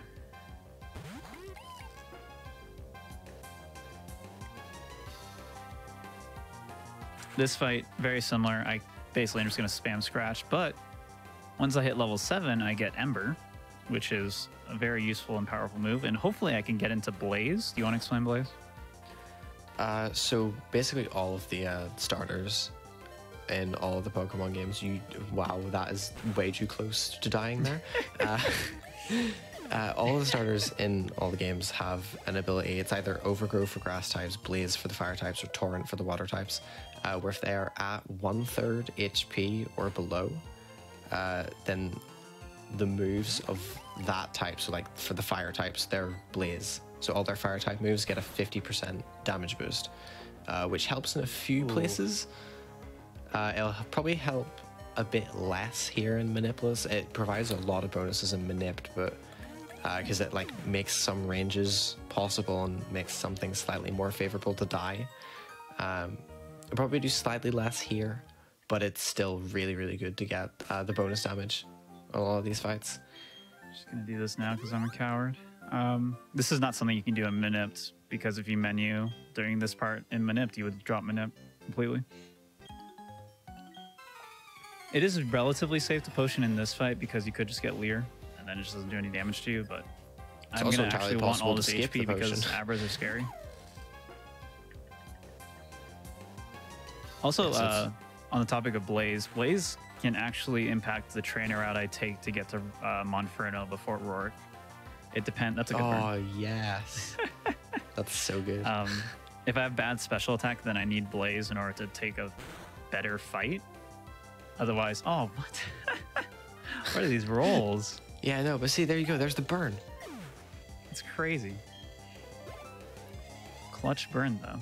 This is actually like good special attack, too, so that's a bit annoying with those rolls. But you do need really high special attack to even... You need plus special attack to guarantee the 2-shot, I think. Pretty sure, yeah. Wow, this encounter luck has been really good. Is that one encounter? I think so. Did I get none on this route? Oh my god. I don't think you did. If I didn't die, this run would be really good.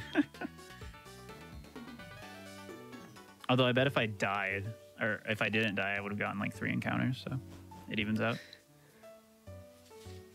So you're saying you manipulated no encounters? No, there's no manipulation. I didn't do anything, I swear. This is just pure luck. I didn't do anything. Do not ban me for this. I swear I didn't mean to. It's all skill. Don't worry. You skilled your way past all those encounters. So here's something a little different. I'm actually going to fight this left trainer first.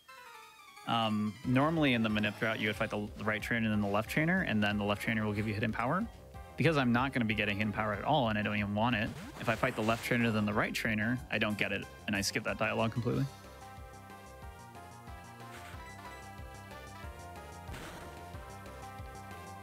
These fights are very similar. I do have good speed, so they're not too scary here. But otherwise, they're the same fights as the Manip route. Helps us get to level 10 before Piplup, which is actually really, really important, especially when we don't have a hidden power that just bullies Piplup. Because the fight actually goes quite a bit slower. Which is the luck of the draw of Manipulus. If you were gonna grab a hidden power, you could test against Piplup, but yeah. So I mentioned before this is a no hidden power route, and this is more of the kind of the race route.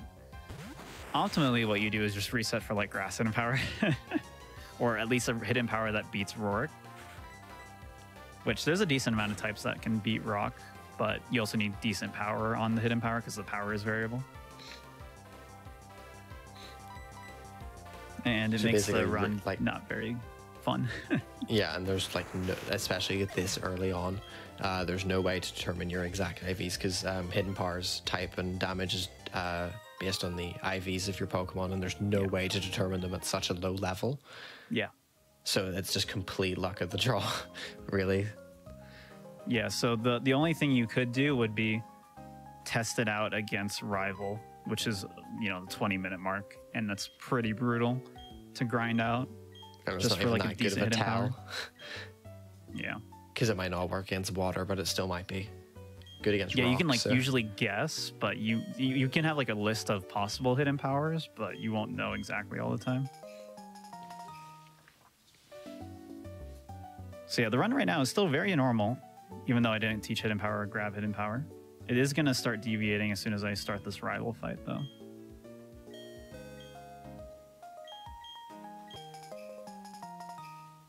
So nice to just run through here and talk to the clowns normally.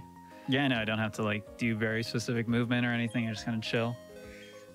Talk to them at my leisurely pace. So much more relaxed. I'll just wait till I just run north of Jubilife later without having to do back and forth for 20 minutes. The ultimate flex.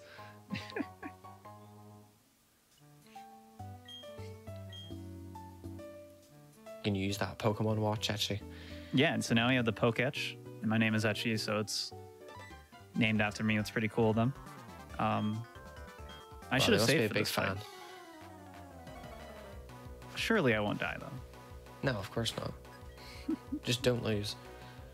I'll have to just play safe with my potioning. I do have bad defense again, so this is a little scary. It's worth Hopefully mentioning that Diamond and Pearl has completely random AI. So in this case, this Starly is 50% to use Quick Attack and 50% to use Growl. So completely random. Yeah. So it looks like my defense is actually really high minus, so like 25 plus IV. We didn't explain IVs, but basically every stat has an IV attached to it or an individual value. That value is between 0 and 31, and basically if it's the lower it is, the worse your stat is, the higher it is, the better it is. That's it. And it looks like I have a minus defense nature, but a really high IV, so it's actually not that bad. It was just really bad for that one Starly. So yeah, I get level 10 here. Level 10 is actually a damage boosting level in Pokemon games, so any level that ends with 0, 3, 5, or 8 instantly gives you a damage boost. And that's why it's really important to be level 10 here. That's a good crit. That is such a good crit. It's actually really interesting to compare this fight to Platinum, because the Platinum AI will actually pretty heavily lean its status moves here, like Growl. Whereas here, because it's random, I'm much more likely to get Pound. Especially noticeable in Platinum Glitchless if you're using the Piplup route, and this rival fight has Turtwig, where it just spams withdraw like 6 times, and then it starts going for tackles most of the time. Dang, I really wanted Blaze here. If my special attack's high enough, though, I don't need it. I'm looking for 18 special attack. 18, okay. You already had 18, oh my god. Okay, so I didn't die. That's good.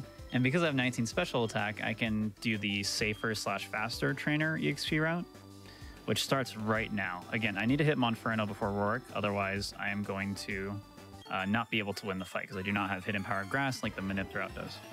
So I'm going to fight this trainer. I needed the 19 special attack in order to just guarantee the one-shot on this Bidoof and the Starly, because they're actually, even though they're level 4, they don't die super easily. One of the best parts about Manipless runs is that, unlike a Manips run where you're always running the same stats and always getting the same kind of sequence of events, at least in early game, there's a lot more variance and a lot more opportunities for strats to kind of diverge, because you have to account for different stat combinations that you might have. So like one run you might have a really high attack Chimchar, one run you might have a really bad one, or speed thresholds matter all of a sudden, where sometimes you get outsped by scary things and you have to be able to account for that or deal with it. Otherwise, you have to not take slow Chimchars, for example. And that's why it's been appealing for a lot of people to try out these Manipless runs, especially people who have done Manip runs for a long time. It can kind of break up the tedium and add some variety to it, which is really cool.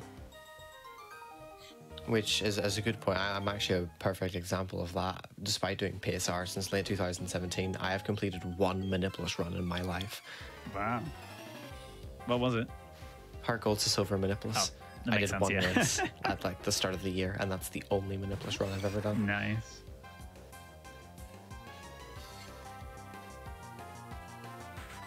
So finding this Machop as well. This Machop only has low kick, which is a weight-based damage move. Because Chimchar weighs nothing, it only does 20 power to me, so it does 3 damage. The next Machop I fight is a little bit scarier. The alternative trainer route, if you don't have Blaze or high special attack here, would be basically don't fight that trainer I just fought earlier, and then you fight a Geodude in the gym. And it actually works out decently well. It's just a little bit slower because the Geodude can take a lot of turns to die. Nice.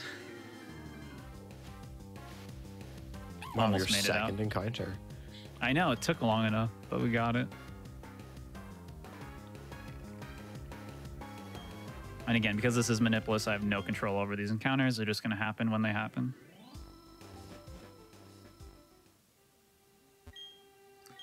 So the next trainer I'm going to fight is going to be the second trainer in here.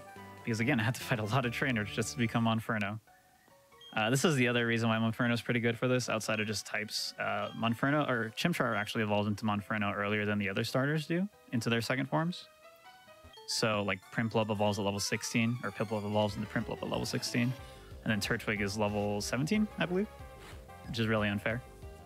And the fact that Chimchar can evolve at 14 makes this even doable in the first place. Otherwise, we would probably be forced into Turtwig, I guess.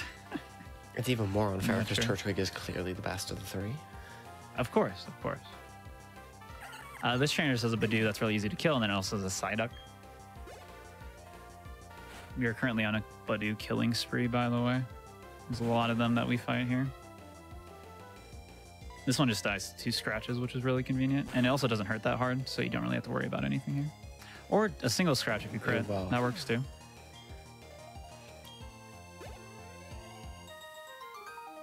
Some Hopefully free I can time get out of save. here. Nice.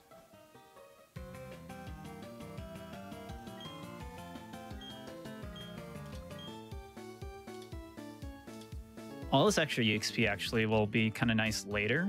I'm going to evolve early, which means you don't have to rely on your ally as much in the double battle that's coming up soon. I'm supposed to heal.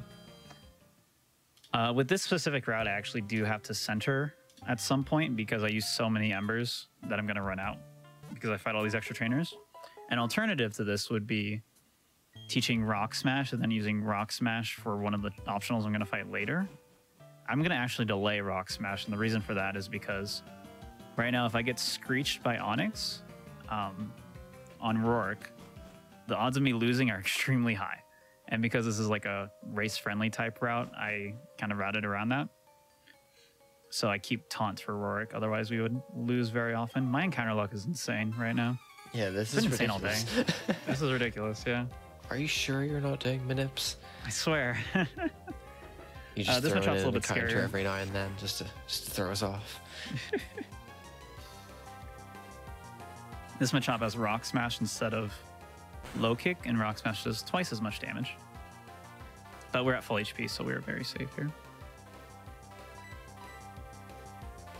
Is the other benefit of doing the center is Blaze doesn't really help you there because you're still gonna two-shot it. But now you don't have to worry about like healing at all in this section. So we're level 13. We're very close to the level 14 we need to get Monferno. Only one more trainer to fight. There's an encounter. Ah, there it's you overdue. go. Sad. So another thing to point out is Etchy's currently playing on Pearl.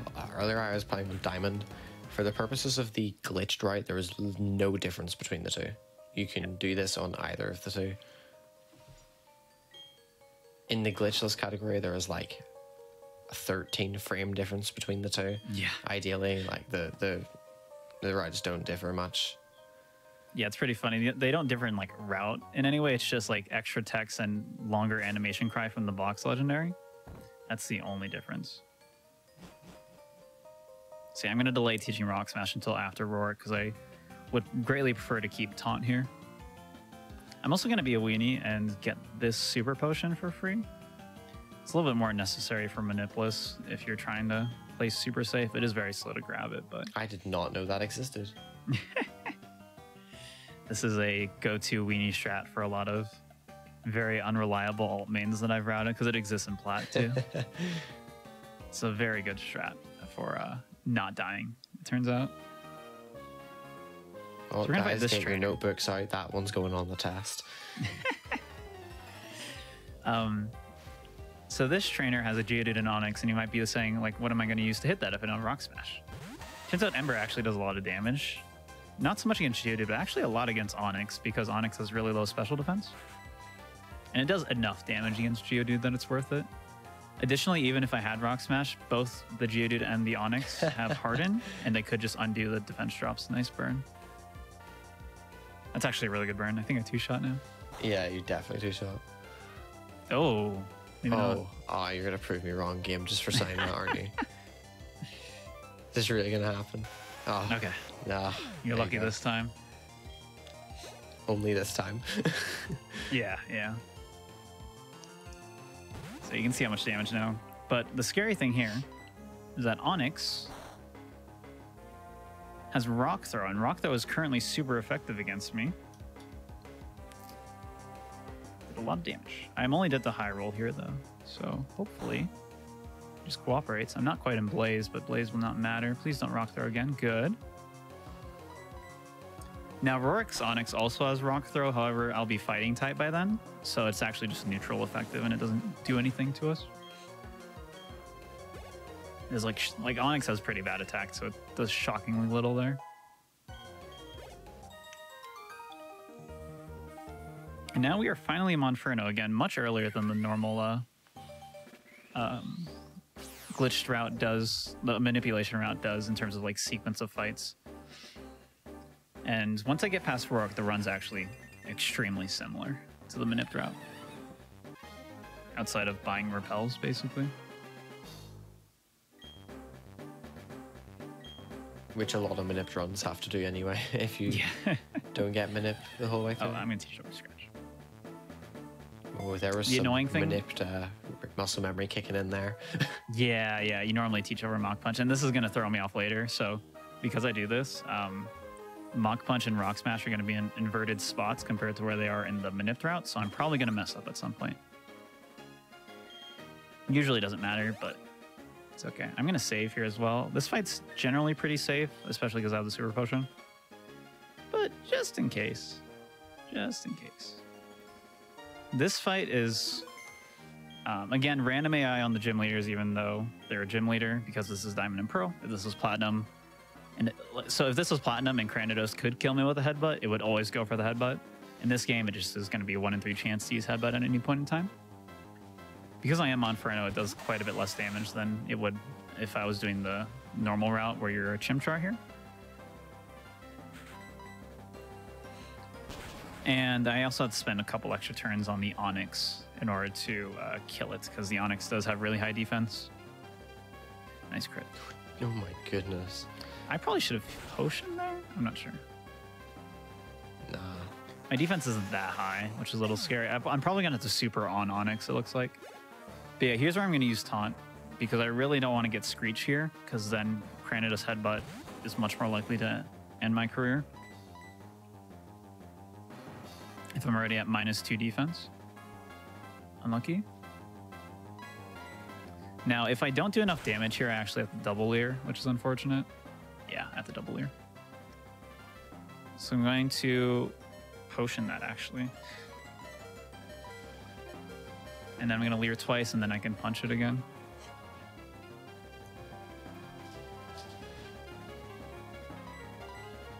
My HP should be fine here for Cranidos. On Cranidos, I'm going to have to just leer it one time and then Mach Punch it. Good dodge.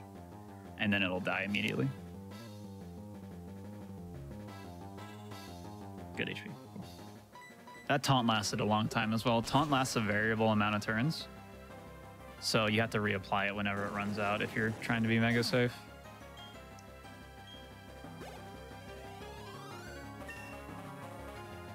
And you get level 15 here, which again, like I said earlier, damage boosting level. Really nice for this. Just gonna leer it once. Also, because I am Monferno, it's very easy to outspeed this thing. If I was a Chimchar, I would need extremely high plus speed stats to outspeed it. Also, Mach Punch gives you priority. Exactly, yeah. Anyway. So it's great. You'd only potentially risk a turn on the leer. And the reason why I was doing all those leers instead of just spamming punches because Rourke has a potion and will heal below half HP. So there's a bit of a risk there if things didn't work out properly.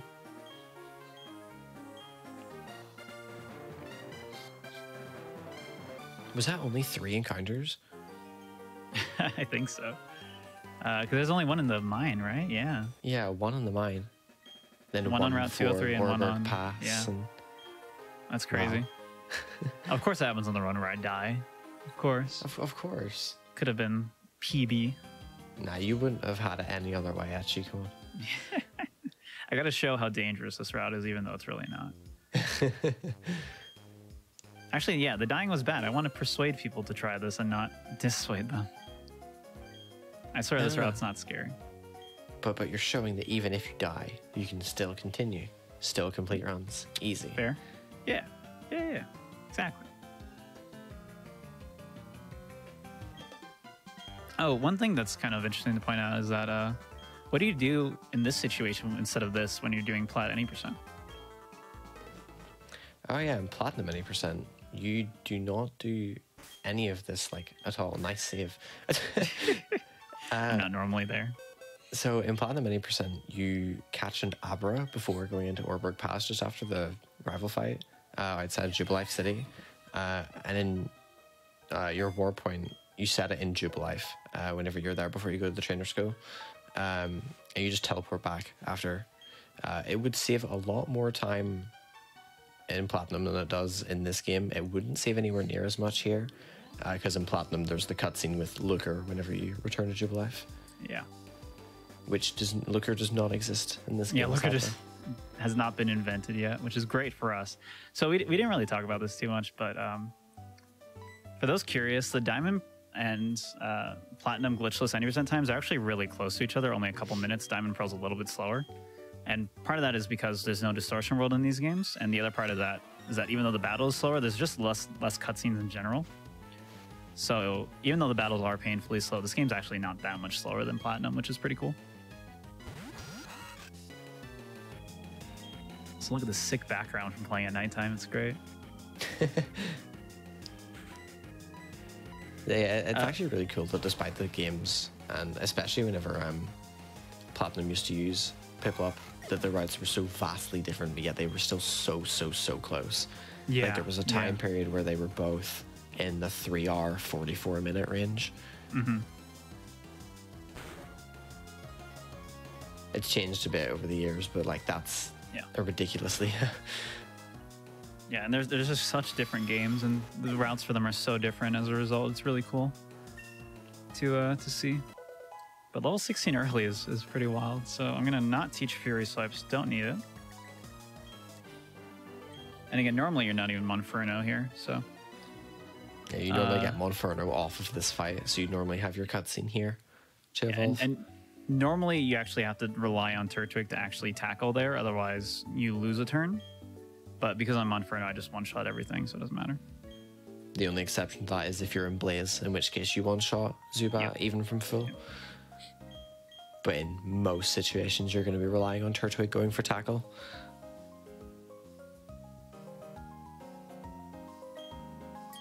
Here's the nasty fashion case thing that we explained in depth later. That does not matter. I just mashed here. Hate the fashion case. So I know the spinner setup here, and I've done it in my glitchless runs, but I keep forgetting to check it because I haven't done it in a while. So I'm just going to do it normally. Is this enough for that spinner setup right there is the one that I consistently mess up the most for some reason. Like I have such a hard time with the visual cues for it. Is 4 enough? Did I not get everything I needed? Because I did get less money because I did a slightly different trainer route. I might have to pick up the one before Eterna, maybe. Why did I do that? That's not how that works.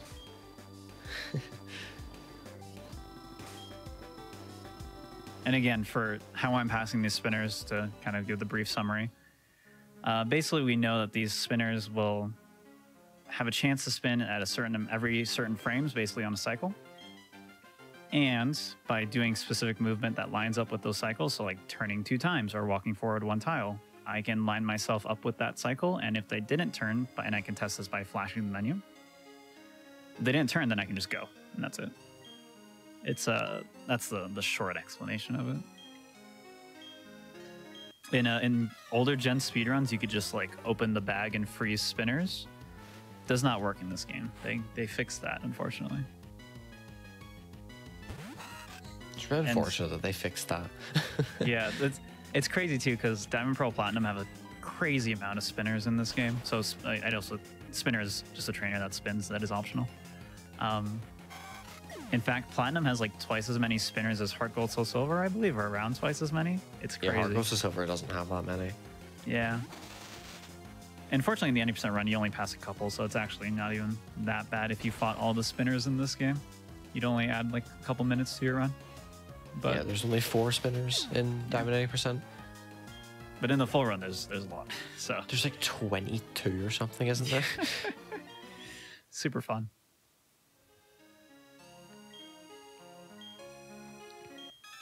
And again, so even though we're not doing the hidden power thing, Chimchar is still by far the best option for this run because of the Roark reasons I mentioned earlier. And then just being the best Pokemon to deal with all these Galactic pokes, because Galactic likes to lean normal and bug-type Pokemon with these Zubats mixed in between. Later on in the game, they actually mix in a lot of Poison and Dark types, but up to this point and up to the course of this 90% run, it's really just Bug, Normal, and Zubats with like 1 Kadabra. So just being able to crush them instantly with Ember or fighting moves is really, really good. Which neither of the other starters get, you know, neither of them have that option. Yeah. For Piplup, you could get Pluck and use that as like a flying move against the bugs, but you're still going to get murdered by Gardenia, unfortunately, so... And Pachirisu. Yeah, so... And Perugly. A fun thing with Diamond Pearl is that the movesets in this game are different from Platinum and Heart Gold, Soul Silver. And one of those changes is that in Platinum, Prinplup can learn Bubble Beam at level 19.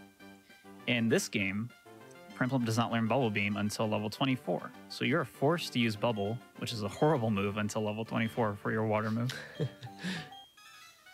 And there's not even a metronome. Well, I mean, you could technically get a metronome, but like you'd be relying on what is Bubble not like? How much BP is Bubble in this 20. gen? 20. It's awful. Yeah, okay. It was buffed 40 later, right? I had 40 in my head. Yeah, I don't know which gen, but it looks like Bubble's coming back for the remakes, and it should be 40 power there, so that's cool, I guess. Bubble's not currently in Gen 8. They actually just removed the move straight up, but it looks like it's coming back for BDSP. Hopefully, yeah, Piplup will be the right there. That'd be sick. I don't know, man. I just have so many bad memories of Gardenia and Prinplup fighting each other. I'm okay with no more Penguin. No, dude. All right, so we can need this spinner setup, or at least try. This is like the only one that's relevant remaining in the run. Oh, you need a different one from me. Yeah, I like this one more. I say this and then I'm gonna mess it up right now. Also gonna not save. No, that one's smarter than the one I do. Well, you can do the one you did and just run up, but it's hard. That's way hard. No, I've never done it's that really easy to mess up. So for any percent, the end of the run is the Hall of Fame, basically. The actual end timing is the fade out of the Hall of Fame. So this fight, a little bit funkier. The Zubat is the same as the Manip route, just spam Embers and then kill Poison at the right time. What are these burns? Oh my god. I have burnt literally everything that's like good to burn. Hopefully this dies now. That looks pretty good to me. There's no way this doesn't die. To be fair, I think we've been in this situation like so many times in this run. I'm pretty sure my attack is good enough to go for basically the normal strat you would here, which is Rock Smash, hope for a defense drop, if not Leer, and then Mach Punch to finish it off. And if I consume the berry, then I just spam Mach Punch because Probably is holding an Oron Berry, which means if it's not below 50 HP, let's see. Yep. Oh, that's a crit. Okay. Well, this is what the berry does. It heals health when you knock it below 50. This run is ridiculous. Both of our runs are ridiculous, actually. Yeah. This is the best Prugly I've ever had in Manipulus in my 6 attempts of running it. And you had one of your best Mars ever. So that's cool. Mars playing nice for once. That was crazy. But cool. I'll take it, sure. Dang, if I didn't die, this run would actually be really good pace. That's really annoying. Of course, I died to literally the first trainer fight of the run, too. Very fun, very fair.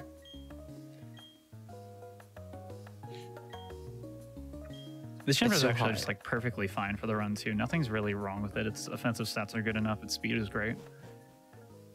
And now it's hard to really quantify just like how insane both of our Mars fights were. Like, I probably should have grabbed the cherry berry for safety, but I'll just save. Now, because this is Manipless, there are actually some strats I could do if I grab this item next to this hiker. It's an X attack. X items are really good in general, but there are very few in this game. And the X attack can be really, really useful for Gardenia if you have really bad attack. It's situationally useful on Jupiter as well, but the downside is that you have to pass that hiker 3 times. So it's only really worth it if you have just like the worst attack possible. I'm gonna save. I almost didn't save. That would have been very, very risky. Yeah, again, this fight's not as scary as some other games as Plat. Like, Plat in this fight is always a nightmare pretty much, especially if you chose Piplup. In Glitchless 90%, this fight is also not that scary. It's just... It's the thought of what can go wrong, really. Yeah. One of the coolest parts of this route and this run is that normally what you have to do is you have to... as Skoa demonstrated earlier, you just kind of Ember the right side and then spam Ember on Pachirisu, maybe using some Monk Punches here and there. What I'm going to do is I'm going to Ember all the bugs, and that's going to take me exactly to level 19, and then I learn Flame Wheel, and I can use Flame Wheel on Pachirisu. And that makes the fight quite a bit nicer, especially if Chansey doesn't cooperate. Chansey looks like it's cooperating. It's good. Do you want to explain Chansey?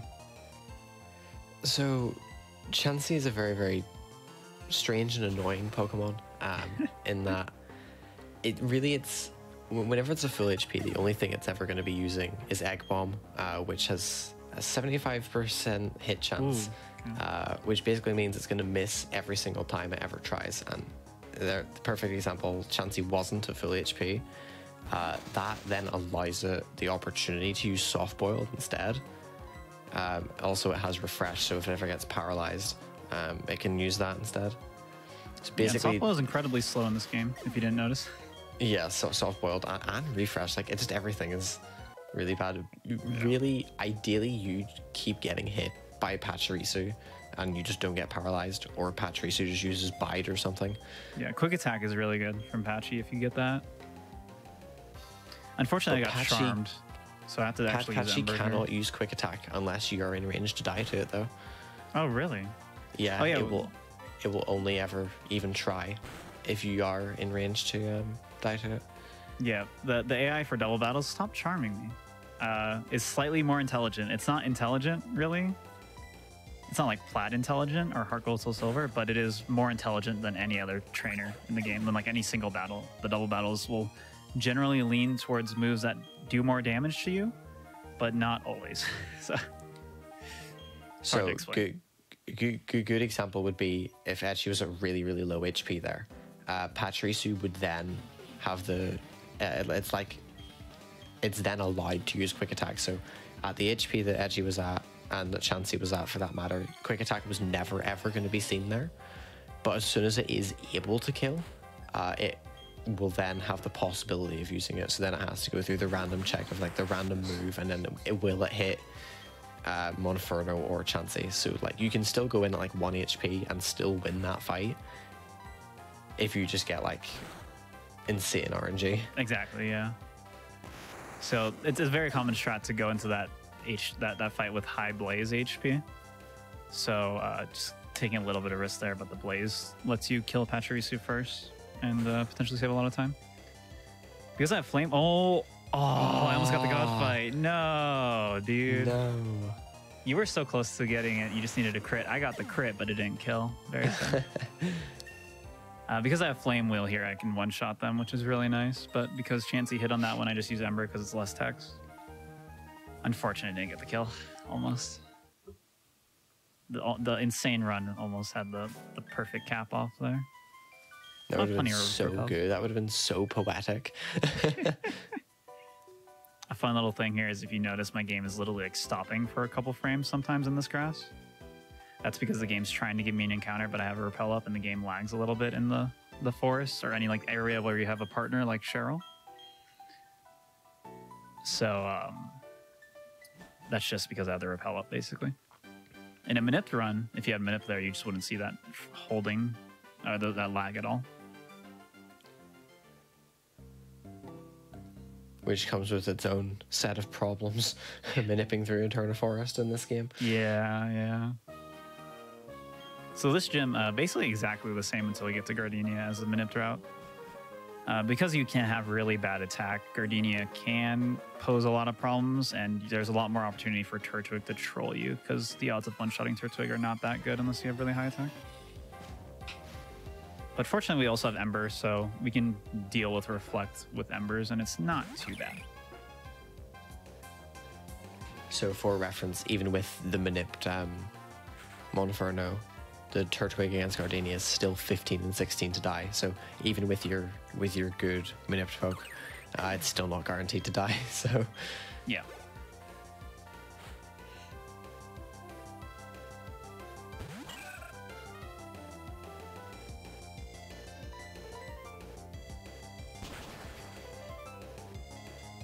And that's why also I was mentioning the X attack earlier. The X, because Cherubi is the lead Pokemon for Gardenia in this game, it's basically free to set up on. So if you just throw on the X attack there, you can actually get some pretty nice benefits from that and not have to. You don't even like lose turns, but you guarantee the Turtwig not trolling you. But again, the cost of getting the X attack is quite high if you're not super lucky with, or if you're super unlucky with the spinner passes you have to do.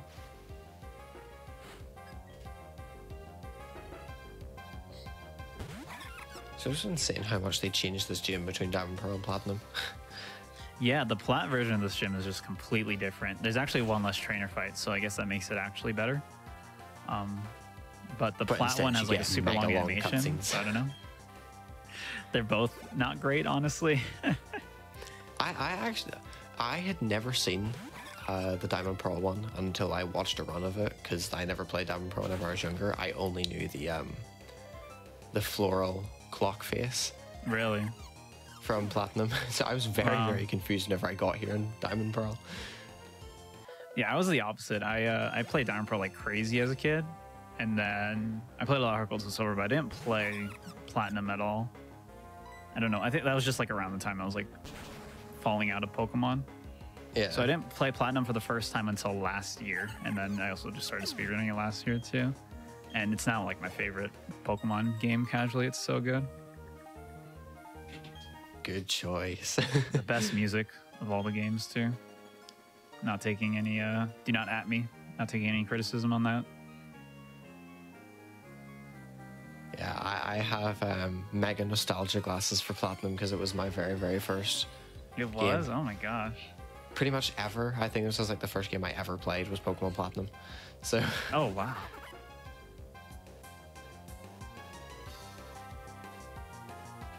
See, I'm a boomer, so I started with Pokemon Red and Blue. Played basically all of them. So I actually skipped Gen 5 entirely because I was like, oh, I'll just wait for Pokemon Gray version. And then they made Black and White 2, and I was so sad. I was like, all right, I guess I'm just not playing these games. I actually skipped Black and White 2 whenever I was... because I was going through them. I played Black and White 1. I actually didn't like Black and White 1 that much whenever I played it for the first time. That's understandable. Because it was so story-based, and yeah, I would have been like... I don't know, I wasn't that old whenever I played that game. I was like, I was less than 10 whenever I played Black and White 1. Oh my gosh. So, like, obviously I wasn't going to care about the story, so I was like, oh, this game sucks. So I just skipped Black and White 2. And obviously going back to Black and White 1, I'm like, oh wow, that's actually really good. See, I'm like one spit away from level 22 here, which is pretty nice. And you'll, it's important we get that for Turtwig just to make the range as good as possible. I need to check my attack because that'll actually influence what I do here. I think my attack's good enough where I'm just going to go for the range. it's either we'll see what it is, and I'll say what the range is. If you have really high speed, you can outspeed Roserade or at least speed tie it, but I do not. You need to have mega high speed to outspeed Roserade. Yeah, because I'm a higher level, I only need to be 23 plus speed, but that's still really high. So Yeah, it's still pretty dang high. let's check my stats here.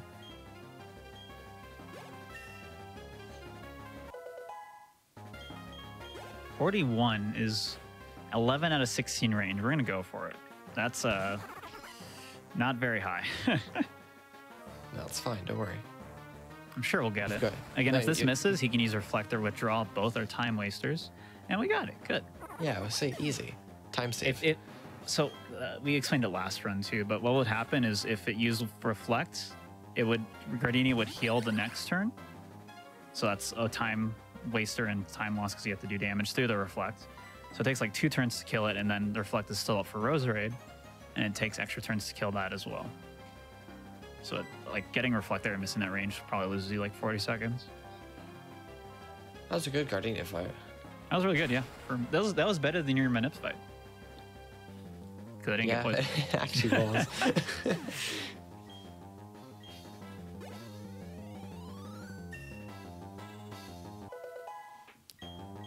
Maybe Manipulus is the true fastest path. I'm telling you. I'm telling you. All right, so all that's left is Galactic Eterna building. I'm going to do the post section a little bit differently from Skoa. I'm going to show off the extreme beginner-friendly version of it all, where I'm not going to do the cycling road tweaks, and I'm going to do the baby tweak and Jubilife in order to just finish the run. It really doesn't lose you that much time, and it reduces the focus on that, because the cycling road tweaks are actually pretty hard to get down. And if you're new to the run or new to Pokemon speedrunning or new to speedrunning, then I don't want you to get bogged down by that. So this is what I would recommend you do if you're just trying this out for the first time. But I'll talk about it when we get there in a bit. But it also means you'll have my run to compare to Etchy's run. You can see the difference between the two. Yeah. Yeah, you know, this whole like showcase is actually a really good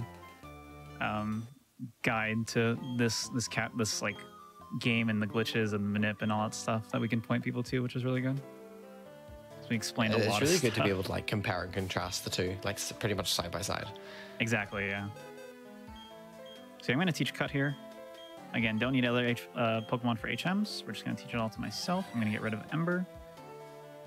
I'm going to use Cut 2 times on Wurmples to save a couple seconds, and I'm definitely not going to miss, because Skoa did not miss when he used Cut. Yeah, no, Cut I is didn't miss. 97% That means you're accurate. not allowed to miss. Everyone's going to be really disappointed if you miss. A fun thing there is that on the right side of the building is the Thief TM, which you would actually grab in Glitchless any %, and you would use that Thief move to steal a lucky egg from a Chansey that is holding it that was RNG manipulated. It's pretty wild, and is really essential for that run, but again, we don't need that. So I used Cut when I should not have used Cut. Well, you didn't miss, so no one's disappointed. Well, now I have to Cut again, because yeah, of course. I already started this. Good. In my brain, I was like, oh, use Ember. It's a Zubat, but I don't have Ember, and that's also the wrong move to use, but whatever.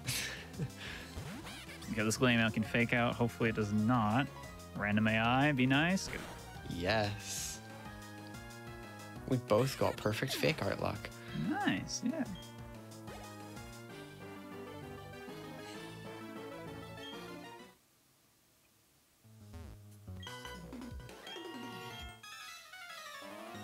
I think that one's 33% for fake out. I think it has 3 moves, right? I remember. think so, yeah. Yeah. 33% sounds right. If it was 50, I feel like I would have gotten it way more often. Oh, okay, same. here's the cut, Wurmple. Here's the cut. We're gonna hit. Okay, good. My PB has fake out from that Glammeow. Oh, really? Actually, I think these Wurmples are ranges. I think my attack's bad. I'm gonna do it anyway. I don't care. I was about to say, nah, you've started it. You got to go for them now. Yeah, I know. I have to. I've already cut so many things. I have to commit to it.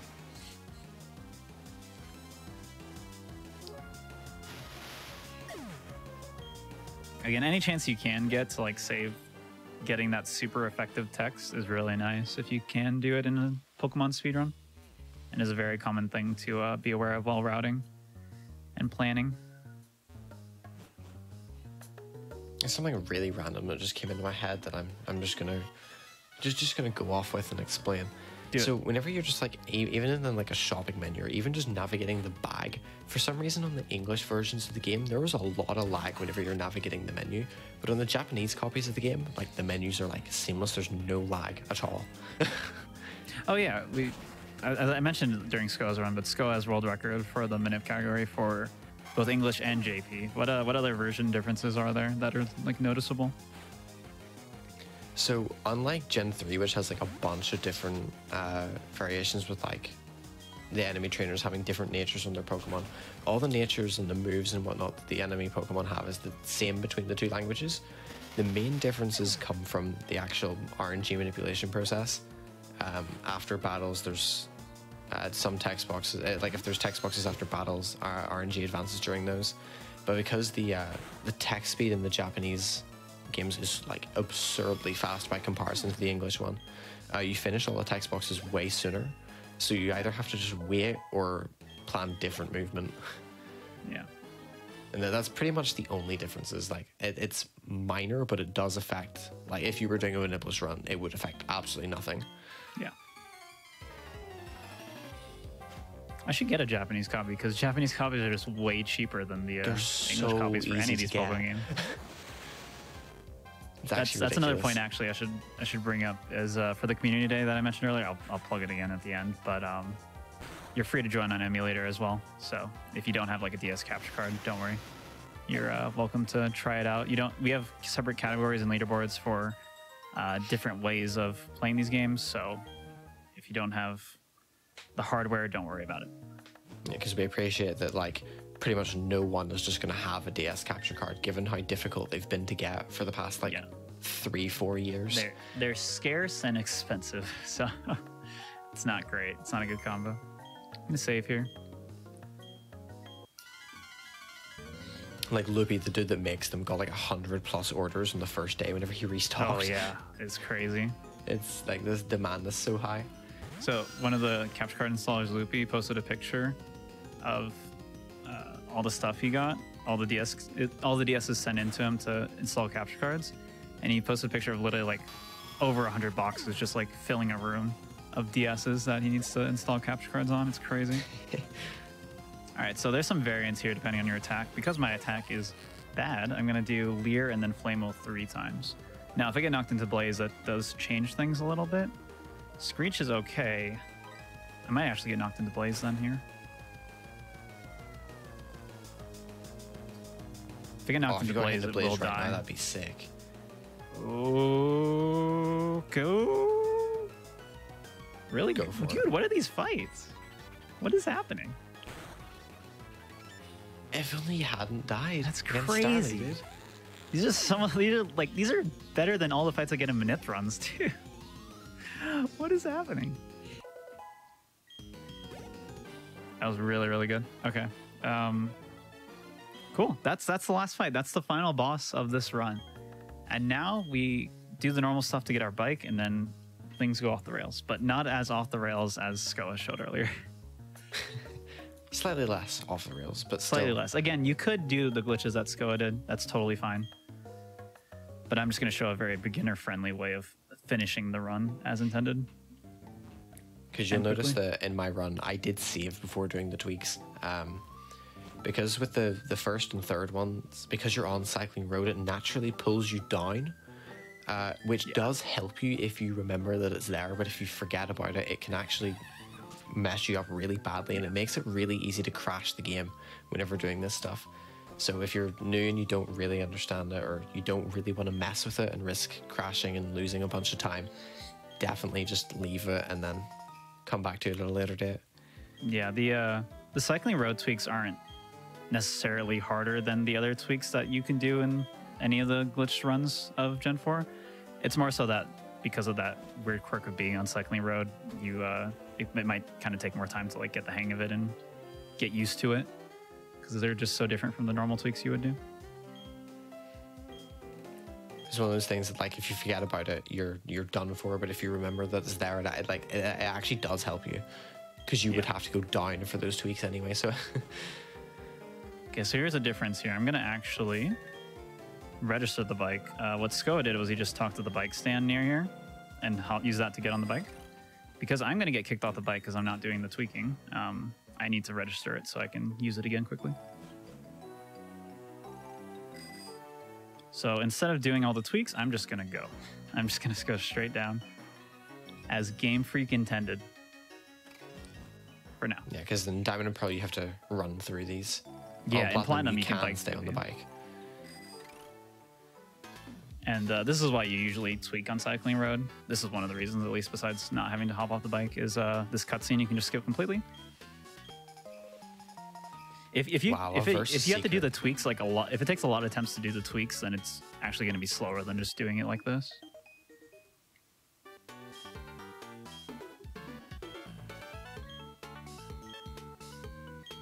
But this cutscene is pretty long, so yeah.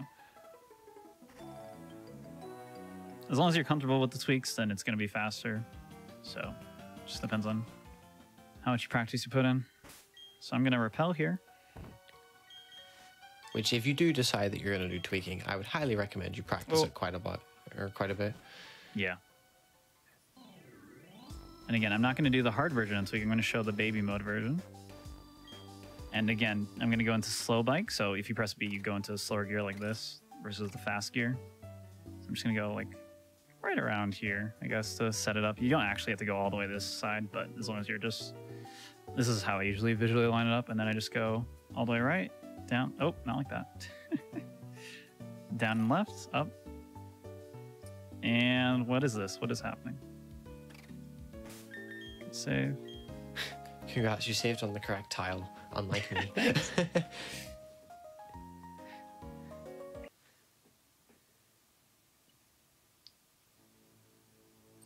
I'm gonna hold down here. Again, this is the no RNG manipulation version of the run, which means I have no control over random encounters, my Pokemon stats, stuff like that.